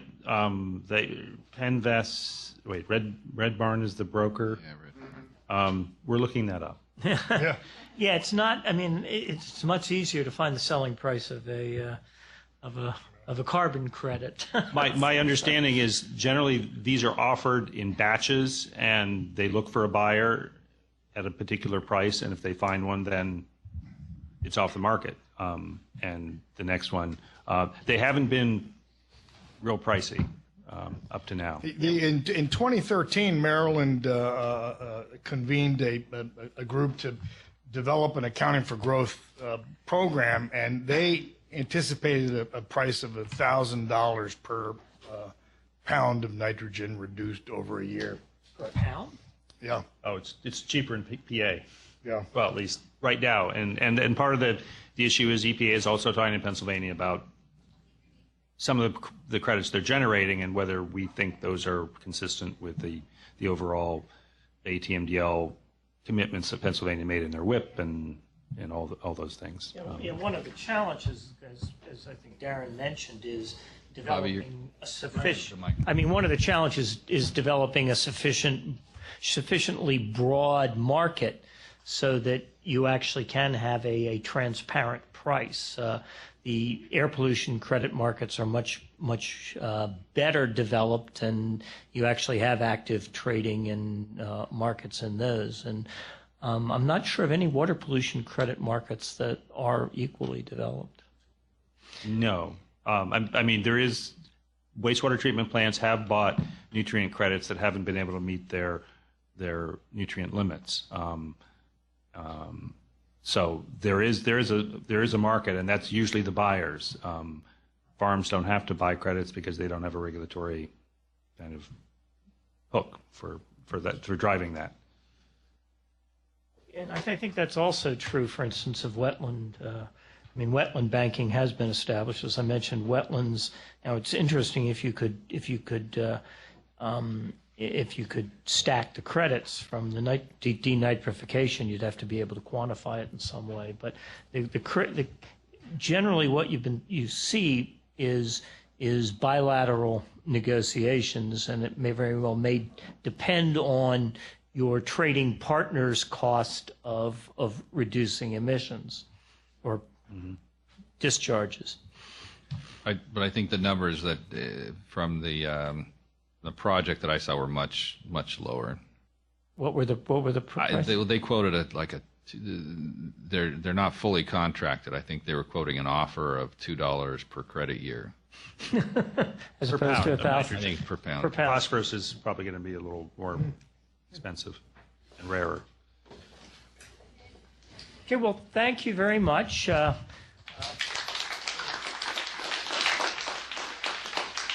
Thank you. Thank you, cleanup panel. I'd like to invite Brett Court up here from ELI, who will close out the affair in this room. We do have cocktails and appetizers waiting for you outside, so please stay, mingle, and ask any questions that you still have. Thanks again for coming. Brett? Thanks, Harry. My name is Brett Cordy. I'm a staff attorney and the director of professional education at the Environmental Law Institute. I'd like to thank Ballard Spahr for allowing us the opportunity to co-sponsor this 5th annual Green Infrastructure Conference. That's the entire staff here, Bobby, Harry, and the other attorneys, as well as Lindsay, Lisa, and Kelly, who did a really nice job putting this together. As someone who does a lot of events, I know all the work that goes into that, so we'd be remiss to not mention them. Thanks to all of you who joined us for today's conference, both here in Philadelphia and at our remote locations. Thanks to our excellent speakers, and at this time I'd like to offer a round of applause to our speakers and the organizers of the event. Thank you. This event has become one of the premier green infrastructure policy events in the country, and ELI is proud to put our name on it each and every year. If you don't know ELI, we are a think and do tank and membership organization dedicated to a healthy environment and vibrant communities founded on the rule of law and good environmental governance. So you can see why green infrastructure issues are important to us. We have many resources available for our members and the public in general on green infrastructure, both in print and online. I'd encourage you to check out the materials that I have here today, as well as our website, to see how those resources can advance your practice, business, or organizational goals. These include all kinds of publications, as well as membership events and public events that are available in backlog catalogs, and pay attention to our events calendar to see what we have coming down the pipes.